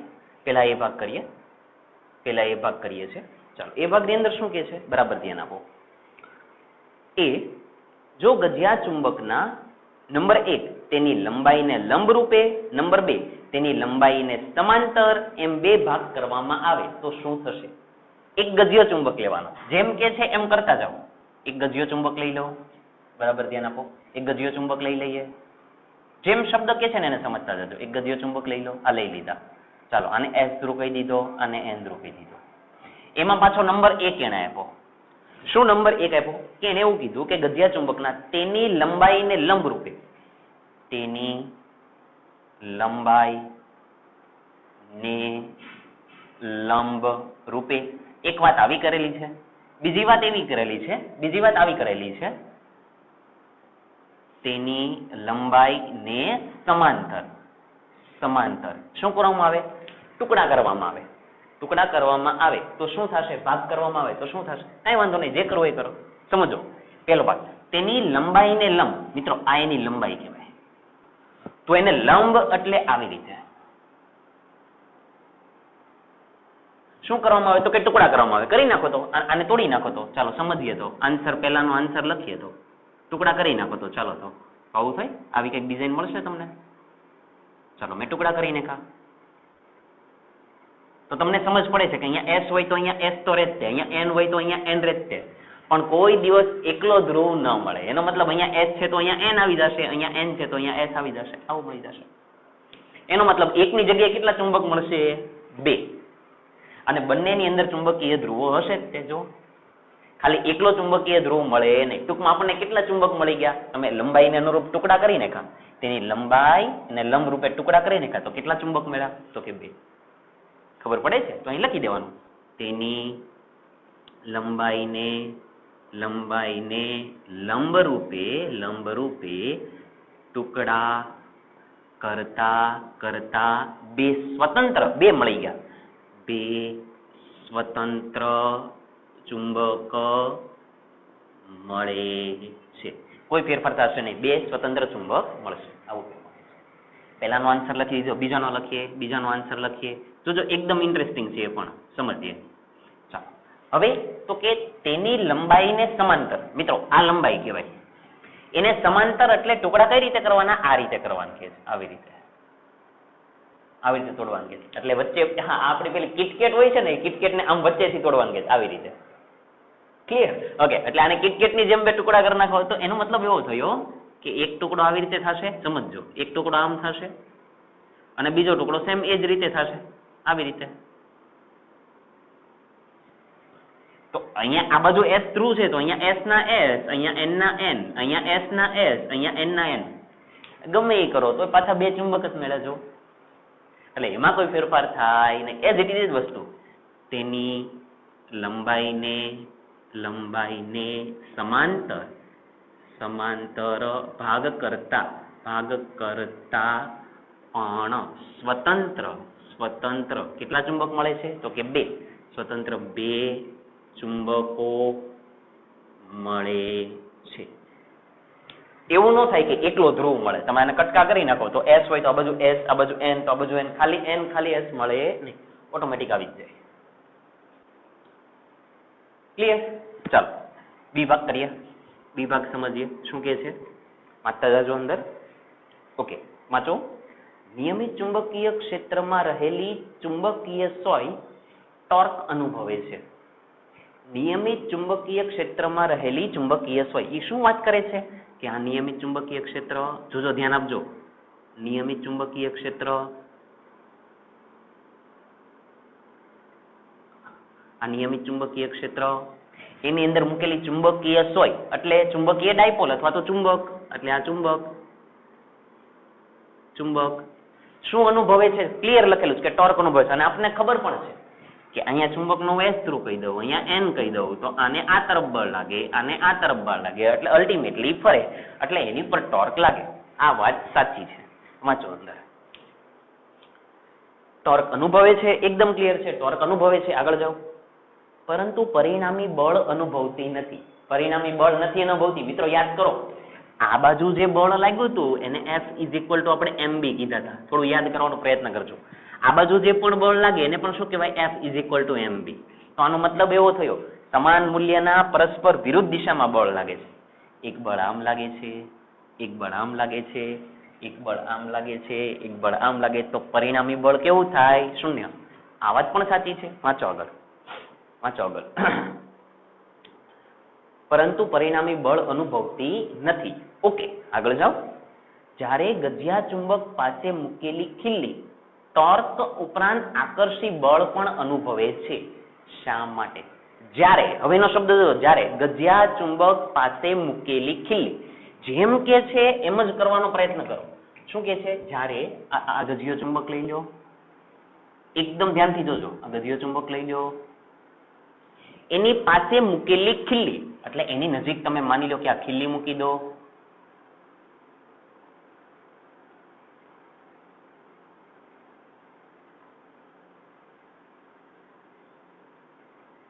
ચાલો, ગજિયા ચુંબક પાસે મૂકેલી ખીલ્લી શું અનુભવે છે એ જો.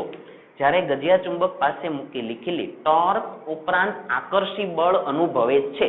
એને એવું કીધું કે તે અથવા તો ખીલ્લી, અહીંયા બતાવો, ખીલ્લી ટોર્ક અને આકર્ષી બળ અનુભવે છે. શા માટે? આવું કંઈક આપણને પૂછે છે આ બી ભાગની અંદર. પરિસ્થિતિ આ છે, અહીંયા ચાલો આપણે દોરેલા છે એટલે વાંધો નથી બતાવતો. અહીંયા બી ભાગની અંદર શું કે છે? પરિસ્થિતિ આવી છે. અહીંયા માની લો કે s ધ્રુવ કહી દઉં, અહીંયા n ધ્રુવ કહી દઉં. હવે આખું એનાલિસિસ સમજીએ શું કે. પહેલા એને શું કીધું? બાહ્ય ચુંબકીય ક્ષેત્રની અંદર તમે ચુંબકીય ડાયપોલને મૂકો તો એની પર ટોર્ક લાગે. પરિણામી બળ શૂન્ય થાય. વાત સાચી, બધી વાત સાચી, એવું પેલા કહી દીધું. પછી એને એવું કીધું પરંતુ ચુંબકની પાસે ખીલ્લીને મૂકતા તે ટોર્ક અને આકર્ષી બળ અનુભવે છે. ટોર્ક અને આકર્ષી બળ અનુભવે છે. શા માટે? સવાલ આ છે. શું કામ? થોડું વિસ્તારથી સમજીએ. જોજો, સાંભળો મિત્રો. આ ચુંબક છે, આ ખીલ્લી છે. તો પેલા મને જવાબ આપો તો આ ચુંબકને તમે ખીલ્લીની નજીક લાવો, ચુંબકને દાખલા તરીકે ખીલ્લીની નજીક લાવો કે ખીલ્લીને ચુંબકની નજીક લઈ જાઓ, દરેક પરિસ્થિતિની અંદર આ ચુંબક આ ખીલ્લીને ખેંચશે. આ વાત સાચી? એકદમ સાચી. કેમ કે અહીંયા n ધ્રુવ છે તો આવું શું કામ થાય છે મિત્રો? એક ચુંબક હોય એની સિવાયનો કોઈ ચુંબક સિવાયનો કોઈ ધાતુ છે, માની લો કે આ લોખંડની કીધેલું જ છે, એટલે આ ખીલીની નજીક લઈ જાઓ એટલે અહીંયા n હોય તો ઓટોમેટિક અહીંયા s ધ્રુવ આવી જાય અને અહીંયા n ધ્રુવ જાતે પ્રેરિત થઈ જાય. શું થાય? પ્રેરિત થાય. પરિણામે શું થાય કે n છે એ s ને આકર્ષે એટલે એ આમ આકર્ષણ બળ લગાડે એટલે ખીલી આની તરફ આકર્ષાય જ છે. કારણ શું? કારણ કે ખીલીની અંદર s ધ્રુવ અને n ધ્રુવ શું થાય? પ્રેરિત થાય છે. અને વાત સાવ સાચી છે, કેમ કે આપણે ચુંબકને ખીલીની નજીક લાવીએ તો ખીલી નજીક આવી જ જાય છે. નજીક આવતી હોય એનું કારણ શું હોય કે અહીંયા n હોય તો ડેફિનેટલી અહીંયા s આવી જાય. દાખલા તરીકે અહીંયા s હોત તો અહીંયા કોણ હોત? n. તો જ આકર્ષણ થાય. એટલે એક જવાબ મળી ગયો કે બળ અનુભવે છે. બળની વાત થઈ ગઈ કે એને આમ તરફ ખેંચે છે. જવાબ લખીએ. ચુંબકને ખીલી પાસે રાખતા અથવા તો રાખતા ખીલીમાં શું ઉદ્ભવે છે? તો કે ચુંબકીય s અને n ધ્રુવ, ખીલીમાં s અને n ધ્રુવ પ્રેરિત થાય છે અને તે કોના તરફ આકર્ષાય છે? તો કે ચુંબક તરફ, અને તે તેના ધ્રુવને અનુરૂપ ચુંબક તરફ આકર્ષણ બળ અથવા તો ચુંબક તરફ આકર્ષાય, ચુંબક તરફ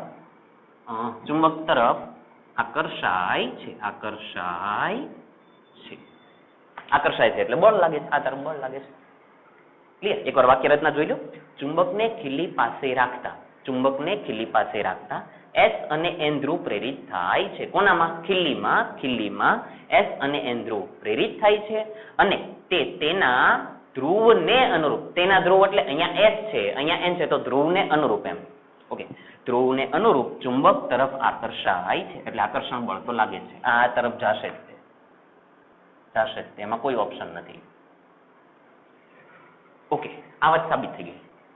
આગળ જો, ખીલી ટોર્ક અને આકર્ષી બળ અનુભવે છે.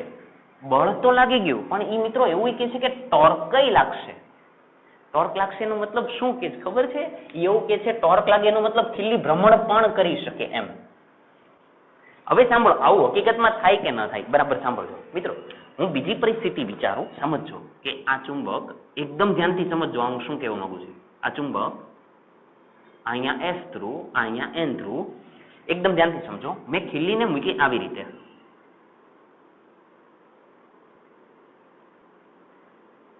મેં ખીલી આવી રીતે મૂકી છે. હવે ધ્યાનથી સમજો, આ કયો ધ્રુવ છે? n.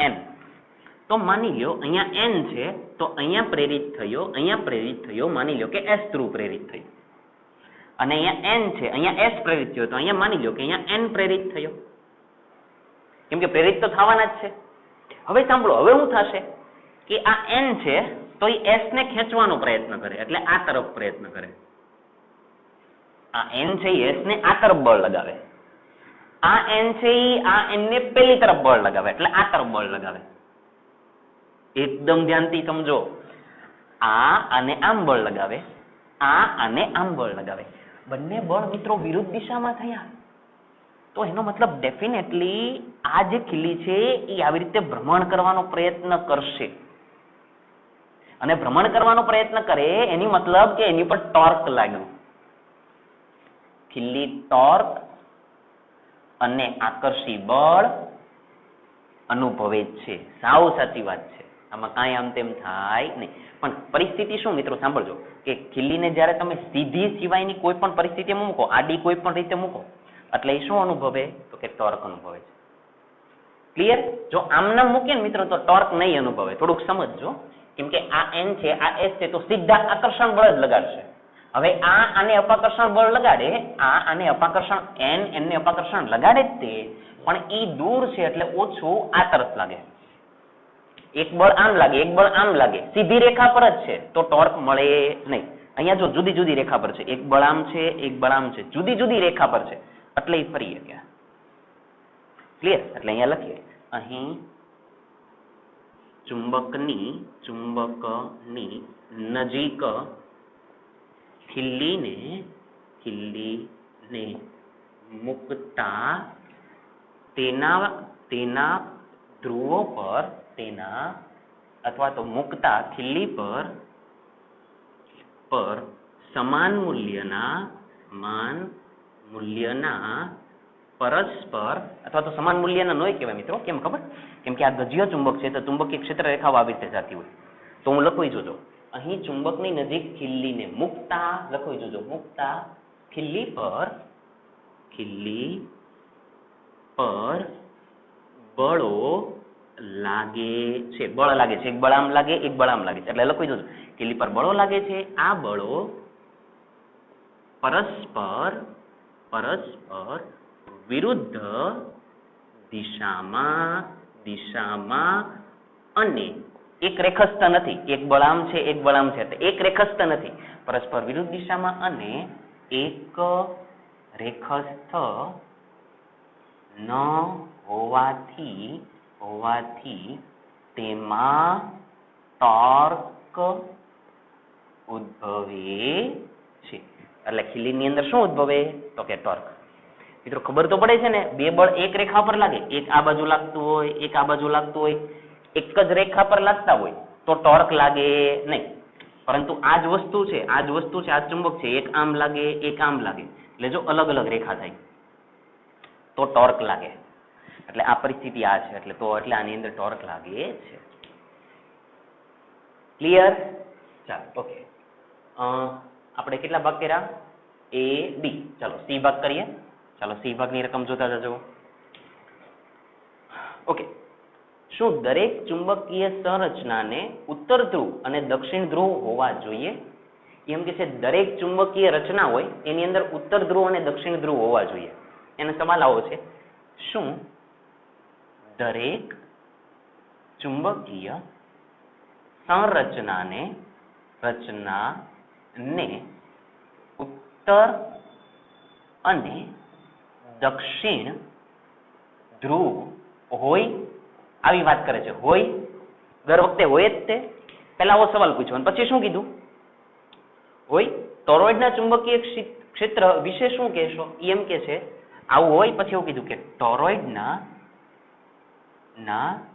ચુંબકીય ક્ષેત્ર વિશે શું કહેશો? પહેલા સવાલ પૂછવો અને પછી ટોરોઇડનો ઉલ્લેખ કર્યો. હવે આને સમજીએ. મિત્રો સાંભળો, શું દરેક ચુંબકીય સંરચનાને ઉત્તર અને દક્ષિણ ધ્રુવ હોય? મિત્રો યાદ કરો, આપણે થોડું ભણી ગયા છીએ, આન્સર લખવાનો પ્રયત્ન કરીએ. જો આપણે ટોરોઇડને જ દોરીએ, હું ટોરોઇડ જ દોરું, એકદમ ધ્યાનથી સમજજો.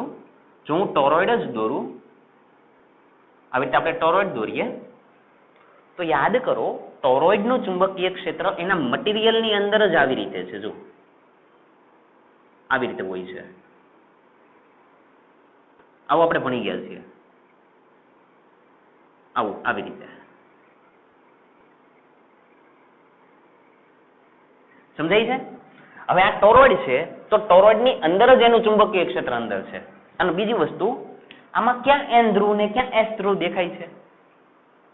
ક્યાંય નહીં ખબર પડે. કેમ કે જ્યાંથી ચુંબકીય ક્ષેત્ર રેખા માની લો કે અહીંયાથી ચાલુ થઈ તો પાછી ફરીને ત્યાં જ આવી ગઈ.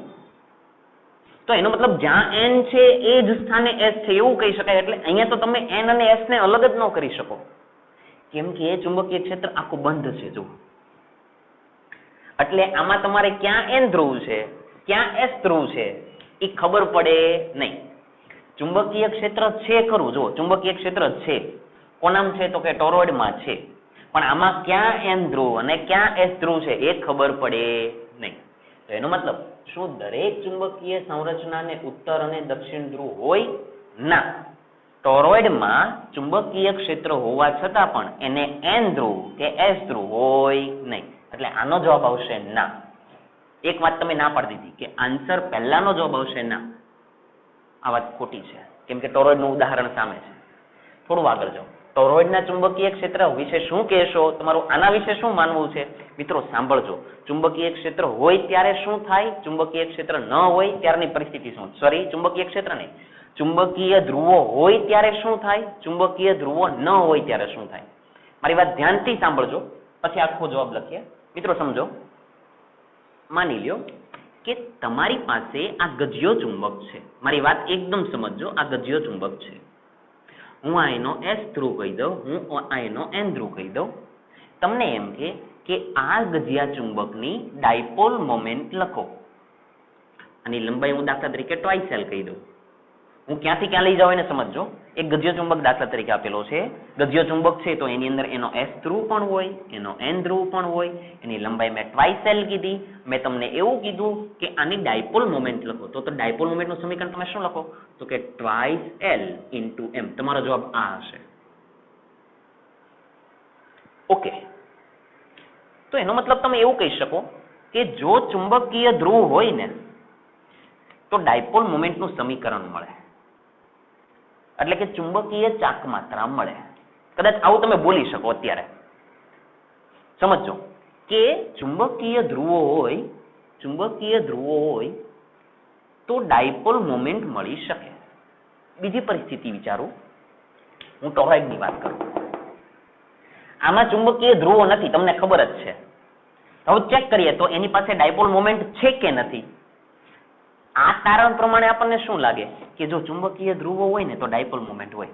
આને ચેક કરો કે આની પાસે ડાયપોલ મોમેન્ટ છે કે નથી. તો હવે ચેક કરીએ, ધ્યાન આપજો, એકદમ ધ્યાનથી સમજજો. આ ભાગને સમજીએ, પછી બંનેની કમ્પેરિઝન કરીએ. મિત્રો સાંભળો, આની મારે ચુંબકીય ડાયપોલ મોમેન્ટ લખ્યું હોય તો એનું સૂત્ર શું લખાય? તો કે NIA. કેમ કે ટોરોઇડ છે એ સોલેનોઇડને જ વાળીને બનાવ્યો છે. તો ચુંબકીય મોમેન્ટનું સમીકરણ સોલેનોઇડમાં જે લાગે એ જ ટોરોઇડમાં લાગે, એટલે એ લખી દીધું. હવે ધ્યાનથી સાંભળજો શું કરું છું. ચુંબકીય ડાયપોલ મોમેન્ટ સદિશ રાખી દીધું, તો અહીંયા સદિશ કરી દઉં, અહીંયા સદિશ કરી દઉં. હવે મારી વાત ધ્યાનથી પર્ટિક્યુલર સમજજો. માની લો કે હું આ બિંદુની વાત કરું તો આ ટોરોઇડનો આડછેદ આ કહેવાય. માની લો કે ટોરોઇડમાંથી પ્રવાહ પસાર થતો હોય અને મેં ટોરોઇડનો આડછેદ આ લીધો. સાંભળજો, તો આનો આડછેદ આ થયો તો એનો ક્ષેત્રફળ સદિશ આ તરફ કહી શકાય. મિત્રો આડછેદ એટલે ખબર પડે છે ને, આવી રીતે. તો એનો ક્ષેત્રફળ સદિશ આ રીતે હોય, કાં તો તમે આ રીતે લઈ શકો, કાં તો આ બાજુ, જ્યાં લેવો હોય ત્યાં લ્યો. માની લો કે હું આ બાજુ લઉં છું, એટલે એનો મતલબ એવો થયો કે આ પરિસ્થિતિમાં ક્ષેત્રફળ સદિશ આ તરફ થયો. જોજો, એકદમ ધ્યાનથી સમજજો. આ તરફ થયો ક્ષેત્રફળ સદિશ એ આ તરફ થયો, એટલે તમારો આ એક જવાબ આવ્યો કે M = NIA. કઈ તરફ? આ તરફ. આ તરફ એટલે હું એને એમ કહી દઉં, સમજજો, એકદમ સમજજો. આવું કહેવાય M = NIA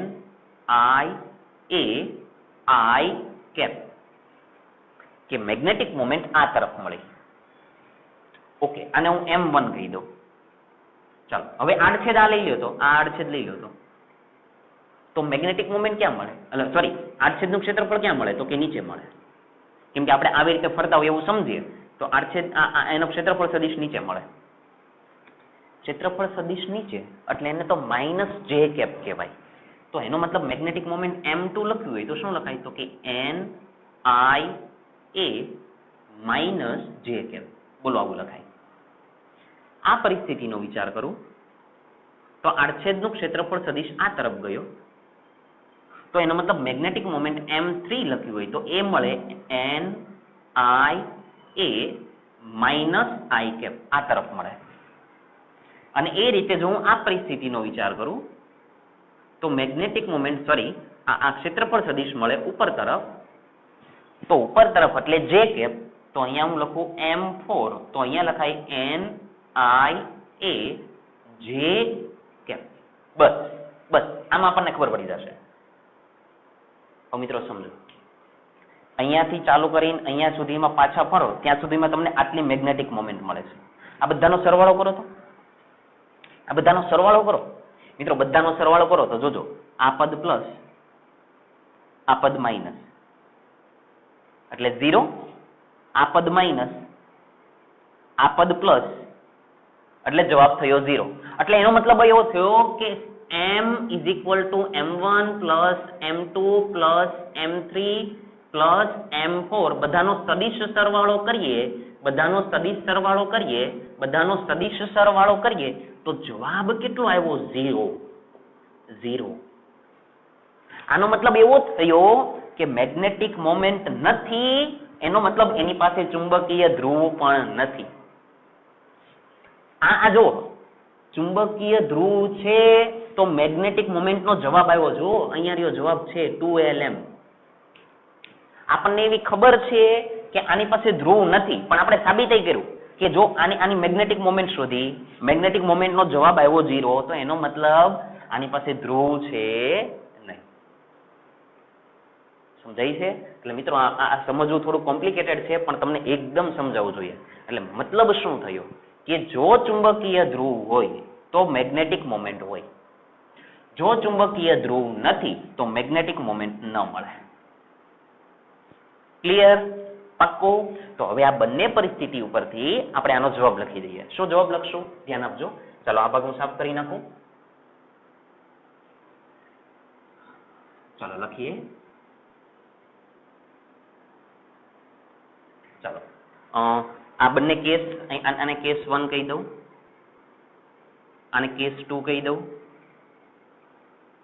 તો હું લખું જોજો, કેસ 1 અને કેસ 2 પરથી કહી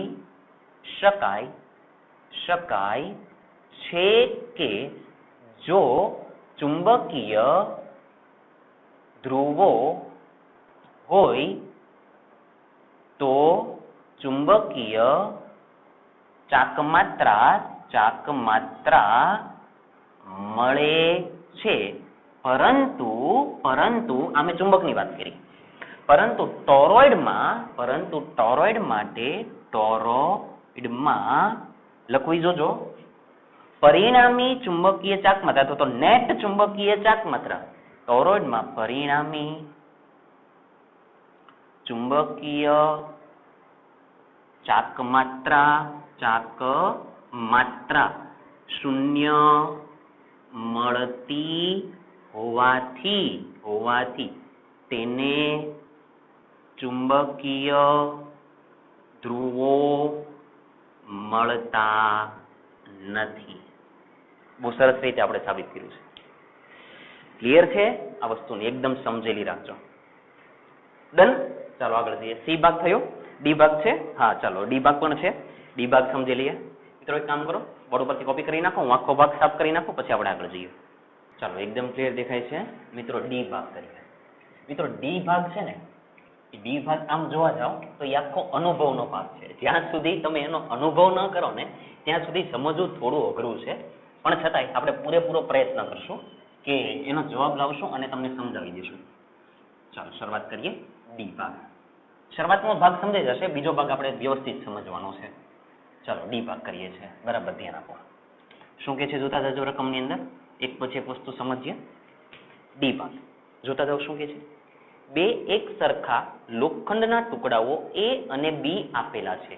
બે એક સરખા લોખંડના ટુકડાઓ લઈ લો. ચાલો આ પહેલો લોખંડનો ટુકડો લઈ લો. આ પહેલો લોખંડનો ટુકડો લઈ લો. આનું નામ દાખલા તરીકે હું A આપી દઉં છું. બીજો લોખંડનો ટુકડો લઈ લો. એક સરખા કીધા છે એટલે એક સરખા જ લઈ લો. આ બીજો ટુકડો લઈ લીધો. આનું નામ દાખલા તરીકે એને B આપેલું છે. આવી વાત કરી છે. જાવ આગળ. જેમાંથી કોઈ એક ચોક્કસપણે ચુંબકિત કરેલો હોવાનું જ્ઞાત છે. જેમાંથી કોઈ પણ એક ચોક્કસપણે ચુંબકિત કરેલું હોવાનું જ્ઞાત છે. ચુંબકિત કરેલું હોવાનું જ્ઞાત છે. કૌંસમાં આપણે જાણતા નથી કે તે કયો છે. એ શું કે છે કે આ બેમાંથી એક ચુંબકિત કરેલો છે પરંતુ જાણતા નથી. એકદમ શાંતિથી સમજીએ મિત્રો. ચુંબકિત કરેલો એનો મતલબ શું કે ખબર? કે આ બે માંથી કોઈ એક ચુંબક છે. જે ચુંબક હોય એને કહેવાય ચુંબકિત કરેલો. એમ કહું કે આ ચુંબકિત છે એનો મતલબ આ ચુંબક છે. હું એમ કહું આ ચુંબકિત છે એનો મતલબ આ ચુંબક છે. હવે પરિસ્થિતિ શું થાય સાંભળજો કે બે ટુકડા છે, એવી ખબર છે કે એક ચુંબકિત કરેલ છે, બેમાંથી એક ચુંબકિત છે એટલે બેમાંથી એક ચુંબક છે, કાં તો આ છે ને કાં તો આ છે. પણ કયો છે એ નથી ખબર. આ તો આ ચુંબક છે, આ તો આ ચુંબક છે, પણ કયો છે એ ખબર નથી. ઓકે, આગળ જાઓ. પછી શું કહે છે? બંને ચુંબકિત કરેલા છે કે નહીં તે તમે કેવી રીતે નક્કી કરી શકશો? પાછો હજી આગળ ગયા કે બંને ચુંબકિત કરેલા છે કે નહીં તે તમે કેવી રીતે સાબિત કરશો? એવું કે છે. પાછા આગળ જતા એવું કીધું કે બંને ચુંબકિત કરેલા છે. પાછું આગળ સેન્ટેન્સ બદલું. એવું કે છે કે બે ચુંબક છે એવું તમે સાબિત કેવી રીતે કરશો? ફરીથી, બંને ચુંબક છે એવું તમે સાબિત કેવી રીતે કરશો? ક્લિયર? હવે આ જે આખી વાત કરી છે ને મિત્રો, એ આખી વસ્તુને ડિટેલમાં સમજવાનો પ્રયત્ન કરીએ. આનો આન્સર પણ લખશું, પણ પહેલા સમજવાનો પણ પ્રયત્ન કરીએ. આન્સર લખતા જશું પણ સમજીએ. મિત્રો સાંભળો, સૌથી પહેલી પરિસ્થિતિ શું લઉં એને અહીંયા સમજાવવાનો પ્રયત્ન કરું. સાંભળજો. આ એક ચુંબક છે, આ એક ચુંબક છે. માની લો કે આ એનો S ધ્રુવ છે, માની લો કે એનો N ધ્રુવ છે. હવે શાંતિથી સાંભળજો. માની લો કે અહીંયા એક બીજો ટુકડો છે અને તમને ખબર જ છે કે ભાઈ આ લોખંડનો જ છે. તમને ખબર જ છે કે આ લોખંડ છે અને તમને એ પણ ખબર છે કે આ ચુંબક છે. હવે આ બંનેને થોડું સમજીએ. બરાબર ધ્યાન આપજો. જો આ ચુંબક હોય, જો આ લોખંડ હોય, તો થાય શું કે આ લોખંડના ટુકડાને તમે આની તરફ લઈ જાઓ એટલે અહીંયા કયો ધ્રુવ બને? તો કે S ધ્રુવ. અને અહીંયા ઓટોમેટિક કયો બને? M. એટલે એનો મતલબ આ ચુંબક આ લોખંડના ટુકડાને આકર્ષે. ડન. હવે મારી વાત સાંભળો. આ ચુંબકનો ટુકડો એમ નામ છે, અહીંયા S છે, અહીંયા N છે. તમને ખબર જ છે આ લોખંડ છે, તમને એવો ખ્યાલ જ છે આ લોખંડ છે. ક્લિયર? પણ હું આવું કરું છું, પેલા અહીંયા S અને N આપ્યા હતા. માની લો કે અહીંયા હું N આપી દઉં અને માની લો કે અહીંયા હું S આપી દઉં. ટૂંકમાં ચુંબકને મેં ફેરવી નાખ્યા. આ પરિસ્થિતિની અંદર શું થશે કે અહીંયા S છે તો અહીંયા N બની જશે અને અહીંયા S બનશે. એટલે પાછો આ પરિસ્થિતિની અંદર પણ આ લોખંડનો ટુકડો આની તરફ જશે.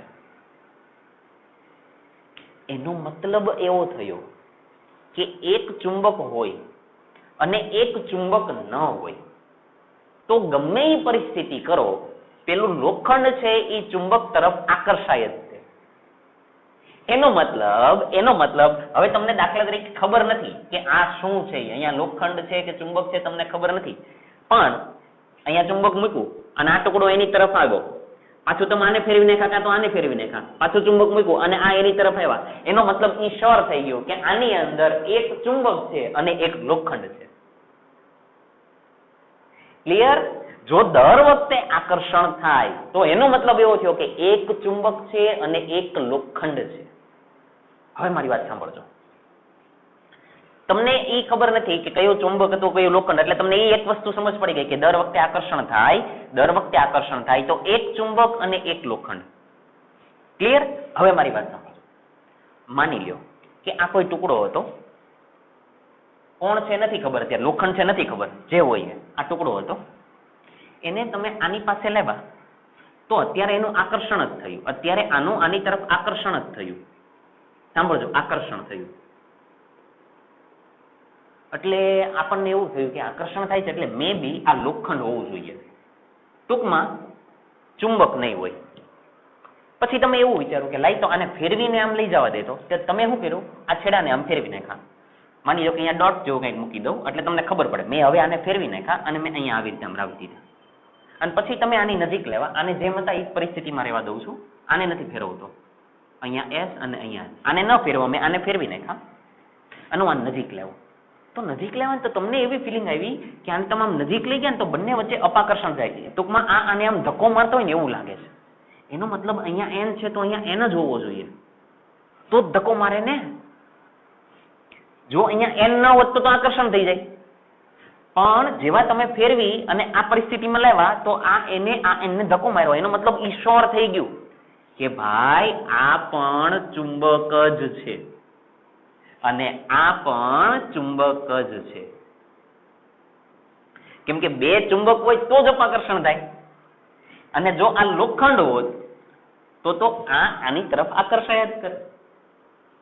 એનો મતલબ એવો થયો કે બંને ચુંબક છે એવું સાબિત કરવું હોય તો એની માટે અપાકર્ષણ થાય છે એ ચેક થવું જોઈએ. જો બંને વચ્ચે અપાકર્ષણ થાય તો એ વસ્તુ શ્યોર થઈ ગઈ કે બંને ચુંબક છે, એટલે જ બંને વચ્ચે અપાકર્ષણ થયું. અને જો બંને વચ્ચે હંમેશા આકર્ષણ થયું તો એનો મતલબ એવો થયો કે એક ચુંબક છે અને એક લોખંડ છે. ક્લિયર છે? પાક્કું? ચાલો આપણો જવાબ લખીએ. હવે અહીંયા સાંભળો, બંને ચુંબકિત કરેલા છે કે નહીં તે તમે કેવી રીતે સાબિત કરશો? બંને ચુંબક છે કે નહીં કેવી રીતે સાબિત કરશો? તો કે એક ટુકડાને બીજા ટુકડા તરફ લાવતા જો હંમેશા આકર્ષણ થાય તો એનો મતલબ કે બે માંથી કોઈ એક ચુંબક છે અને કોઈ એક લોખંડ છે. પરંતુ જો બંનેને નજીક લાવતા બંને વચ્ચે અપાકર્ષણ થાય તો એવું સાબિત થાય કે કોઈ બંને છે એ કેવા છે? તો કે ચુંબક છે. સાબિત થઈ ગયું. જો બંને ચુંબકિત કરેલા છે કે નહીં તમે કેમ સાબિત કરશો? બંને વચ્ચે અપાકર્ષણ થાય તો એનો મતલબ બંને ચુંબક છે, એટલે બંને ચુંબકિત કરેલા છે. બંને વચ્ચે હંમેશા આકર્ષણ થાય તો એક ચુંબક છે અને એક નથી, એટલે એનો મતલબ એક ચુંબકિત કરેલ છે, એક નથી. ક્લિયર? ચાલો લખીએ. અહીં બંને ટુકડાને એક બીજા તરફ લાવતા જો હંમેશા આકર્ષણ થાય તો તે દર્શાવે છે કે બેમાંથી કોઈ એક ચુંબકિત કરેલ છે અને બીજા ચુંબકિત એટલે કે લોખંડ ચુંબકિત જુદો લખો ચુંબકિત કરેલા નથી, એટલે કે લોખંડ છે એમ. ક્લિયર? હંમેશા આકર્ષણ થાય તો એક ચુંબક છે અને એક લોખંડ છે. પરંતુ પાછા આગળ જઈએ. અને જો બંને ટુકડાને એક બીજાની નજીક જુદી જુદી પરિસ્થિતિમાં લાવીએ, પહેલા આવી રીતે લાવીએ પછી આવી રીતે લાવીએ, એટલે આવી રીતે લખીએ. એકબીજાની નજીક જુદી રીતે લાવવામાં આવે અને જો તેમની વચ્ચે શું થાય? અપાકર્ષણ થાય.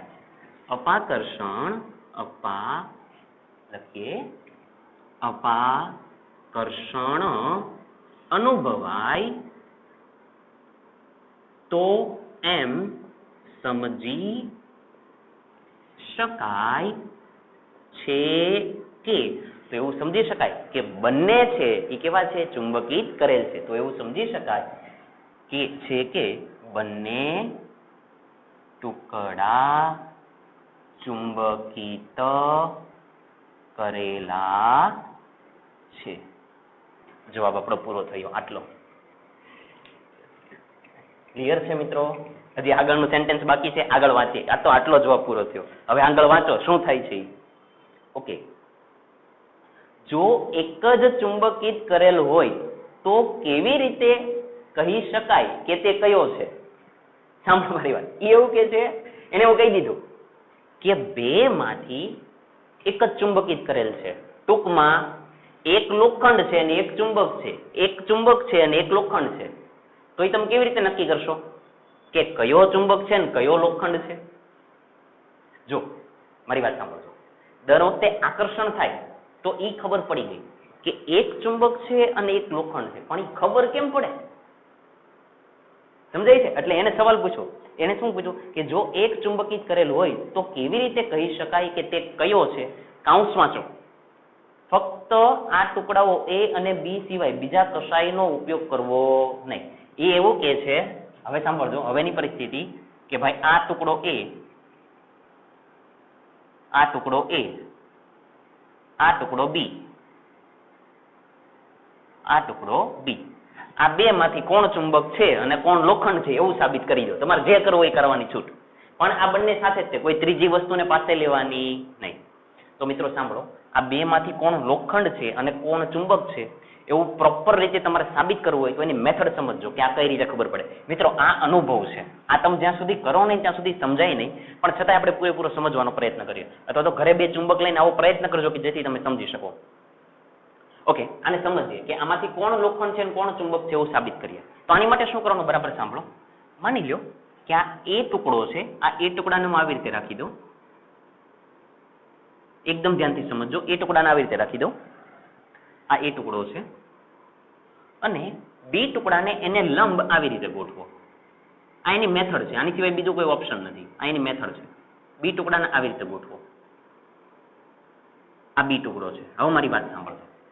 હવે શું કરવાનું તમારે, આ B ટુકડાને A ટુકડાના એક ધ્રુવથી બીજા ધ્રુવ તરફ લઈ જાઓ. શું બોલો?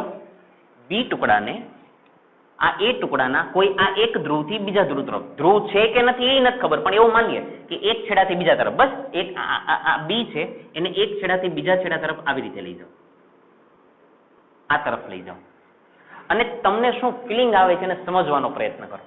તો હવે મારી વાત સાંભળજો. તમે દાખલા તરીકે આને આ તરફ લઈ જાઓ અને શું થાય એને સમજજો. મારી વાત સમજજો કે માની લો કે આ A ટુકડો છે એ ચુંબક છે, આપણે ધારણા કરીએ છીએ કે A ટુકડો છે એ ચુંબક છે. તો મારી વાત સમજજો કે એનો મતલબ એવો થાય કે જો ચુંબક હોય તો અહીંયા એનો કદાચ S ધ્રુવ હશે, કદાચ અહીંયા એનો N ધ્રુવ હોય, તો ચુંબકીય ક્ષેત્ર રેખાઓ N ધ્રુવમાંથી નીકળે અને S ધ્રુવમાં જાય. એકદમ ધ્યાનથી સમજજો આપણી કલ્પના. N ધ્રુવમાંથી નીકળે અને S ધ્રુવમાં જાય. તો આવું થાય જો ચુંબક હોય તો તમને શું અનુભવ થશે એ સાંભળજો બરાબર. આ ટુકડાને તમે અહીંયા રાખો ત્યારે આ ટુકડા ઉપર આના કારણે બળ લાગે, પછી તમે જ્યારે આ તરફ આવો અહીંયા વચ્ચે પહોંચો ત્યારે ઓછું બળ લાગે. શું કામ ઓછું લાગે? અહીંયા જો ચુંબકીય ક્ષેત્ર રેખા ગીચોગીચ હોય, અહીંયા જેમ જેમ આવો એમ તમને ખબર છે, જો અહીંયાથી છૂટી છવાઈ હોય છે, આવી રીતે છૂટા છૂટા હોય, આવી રીતે છૂટા છવાયા હોય, આવું આપણે ભણીએ જ છીએ. અહીંયા ગીચોગીચ છે તો એનો મતલબ અહીંયા વધારે બળ લાગે, અહીંયા પહોંચો એટલે ઓછું લાગે, અહીંયા પહોંચો એટલે પાછું વધારે બળ લાગે. એનો મતલબ એવો થયો કે જો અહીંયા બળ વધારે લાગે, અહીંયા બળ વધારે લાગે, અહીંયા બળ ઓછું લાગે, તો એ વાત ફાઇનલ થઈ ગઈ કે આ A ટુકડો છે ને એ જ ચુંબક છે અને B ટુકડો છે એ કોણ છે? લોખંડ છે. ક્લિયર? કઈ રીતે સાબિત કર્યું કે પહેલા મેં એવી કલ્પના કરી નાખી કે ભાઈ માની લો કે આ ચુંબક છે જ. હવે સાંભળો, તમે મગજમાં બધું કાઢી નાખો કે આ ચુંબક છે કે નથી, મને નથી ખબર. ઓકે, નોર્મલ પરિસ્થિતિ વિચારો. આ A, આ B. હવે નોર્મલ પરિસ્થિતિ વિચારો.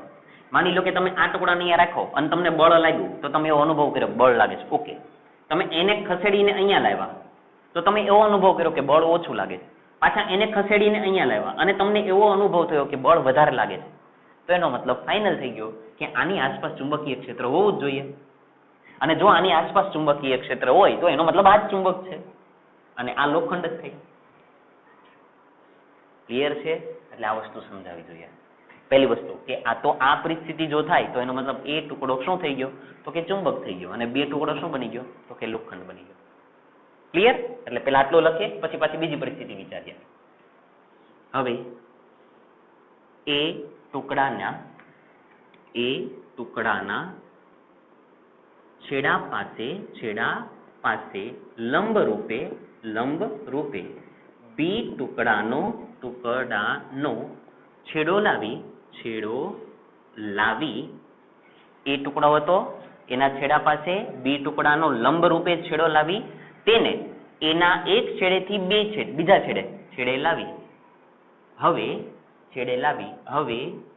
B ને A ના એક છેડાથી બીજા છેડા તરફ લઈ જતા, B ને A ના એક છેડાથી બીજા છેડા તરફ લઈ જતા જો B જુદું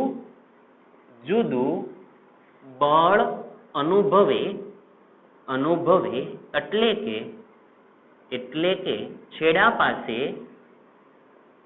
વધારે અને છેડા પાસે વધારે બળ લાગે, મધ્યમાં કેવું લાગે તો કે ઓછું લાગે, છેડા પાસે વધારે અને મધ્યમાં ઓછું બળ લાગે તો સાબિત થાય છે કે એ ચુંબક છે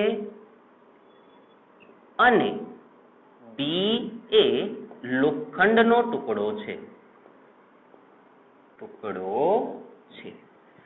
આ સમજ પડવી પડે. એટલે એક વસ્તુ તમને ખબર પડી ગઈ, કાં તો આવું જો તમારી સાથે થાય તો એ લોખંડ છે ને બે ચુંબક છે. હવે આ જ પરિસ્થિતિ તમે કરો, જો સાંભળજો, બીજો જવાબ આપી દઈએ. આ જ પરિસ્થિતિ તમે કરી, આ એ, આ બી, આ છેડાથી આ છેડા તરફ હવે લઈ જાઓ. સાંભળજો બરાબર. બી ને આ છેડાથી આ છેડા તરફ લઈ જાઓ અને દર વખતે આ બી જો એને આકર્ષતો જ હોય એટલે ખેંચાય જ કરે.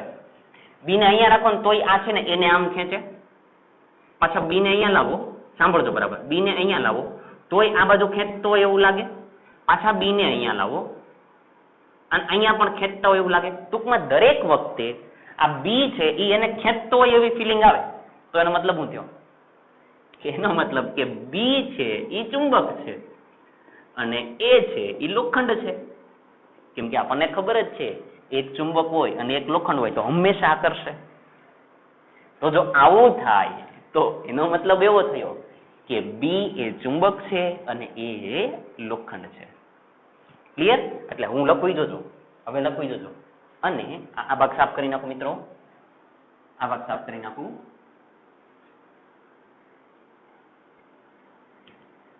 હવે હું લખી જોજો, આ બધું નહીં લખું પણ હું કઈ રીતે વાક્ય રચના બેસાડી જોજો. હવે ઉપરોક્ત પરિસ્થિતિનું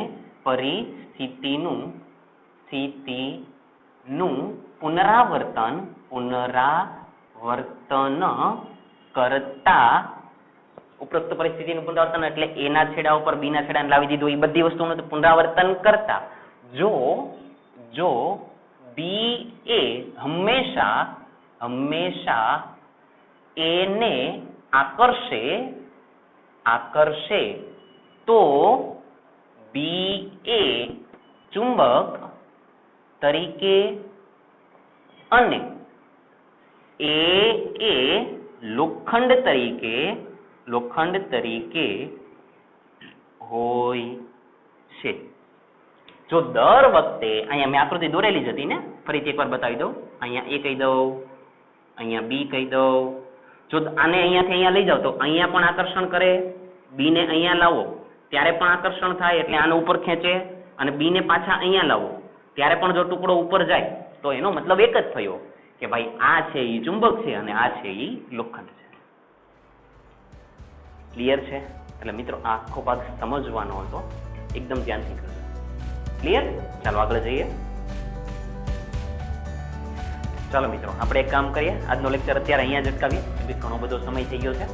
તો આજે જે કાંઈ પણ બે દાખલા ચાલ્યા, જે કાંઈ પણ સોલેનોઇડ વાળી થિયરી ચાલી એનું વ્યવસ્થિત રિવિઝન કરજો કે જેથી